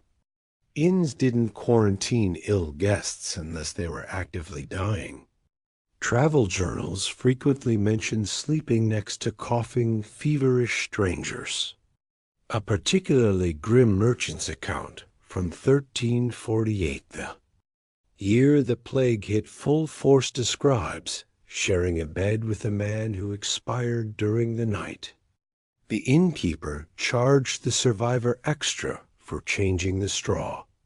Women travelers faced particular dangers in overcrowded conditions. Without separate quarters, they risked assault or theft. Some disguised themselves as men for safety, while wealthier women traveled with armed guards. Even then, accounts exist of noble women being groped or harassed in packed dormitories. One duchess's letters mention paying 2 servants to sleep across her doorway as human barriers. Animals complicated these cramped conditions too.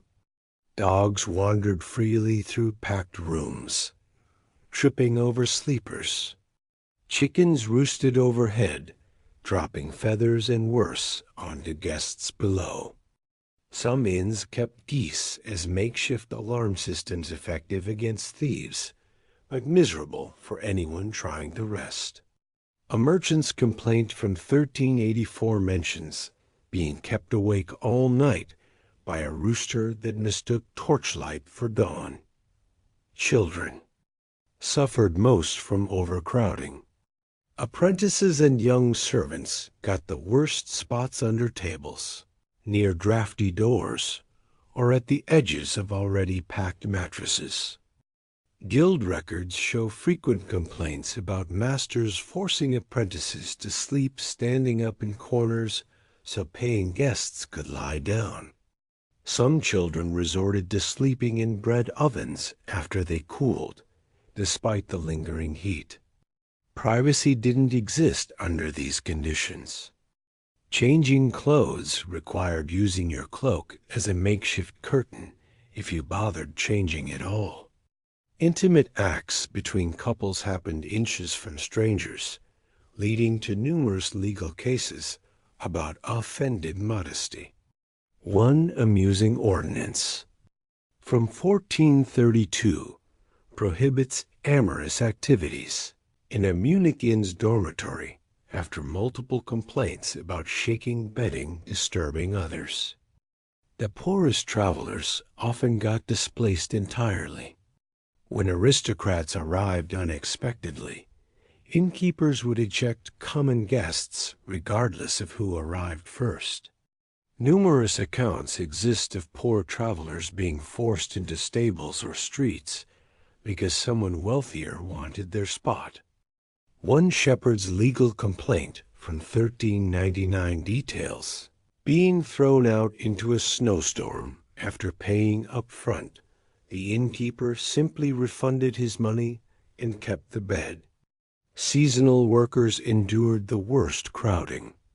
Harvesters moving between regions faced inns packed shoulder to shoulder with competitors for the same jobs.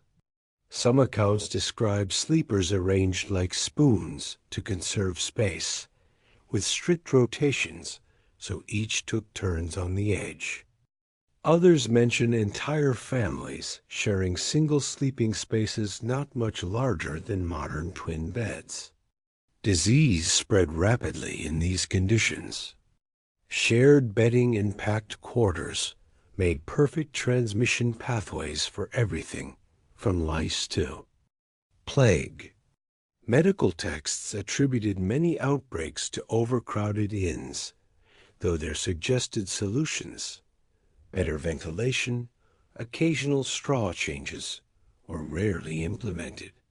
One physician's desperate recommendation from 1387 suggests hanging cloves of garlic around the neck, admitting it did little beyond making the stench more varied. Fire posed constant danger, too. Overcrowding meant more candles, more cooking fires, and more chances for disaster. Several major town fires started in packed inns where flames spread faster than guests could flee. A particularly tragic case in 1421 saw 30 travelers perish in a Nuremberg inn because stacked bedding blocked the lone exit. Oddly, some travelers preferred the chaos. Young merchants fresh from apprenticeships enjoyed the rowdy camaraderie. Soldiers compared it to campaign conditions they knew well. A few accounts even romanticized the experience. One poet's letter describes the joyful press of fellow pilgrims as spiritually uplifting, ignoring the flea bites and stolen shoes that feature in his other writings. The truly desperate turned to extreme measures. Some slept in trees or under bridges, rather than face another packed inn. Others paid farmers for spots in hayricks, though these often came with rats and rainfall. The luckiest might charm their way into monasteries or noble households, but these were rare exceptions. Most simply endured the crush night after night. Modern hotel overbooking seems almost charming by comparison. Today's bumped traveler gets compensation and a nicer hotel. Medieval guests got a boot to the stable and a lecture about being grateful for the hay.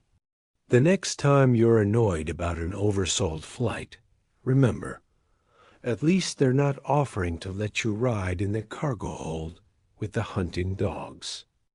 Next time your hotel stay isn't perfect, remember you could be sharing a flea-infested hayloft with 12 snoring merchants. Modern complaints about thin walls or slow room service seem trivial compared to medieval travelers who paid for straw mattresses crawling with generations of bedbugs. At least your worst-reviewed hotel probably changes the sheets between guests and hasn't had a rat infestation in living memory. If you enjoyed this look at history's worst accommodations, consider subscribing for more reminders of how good we have it now. Sweet dreams, preferably in a bed that doesn't double as an insect habitat. Maybe leave a comment about your own travel horror stories. They probably won't involve chamber pots or shared lice combs.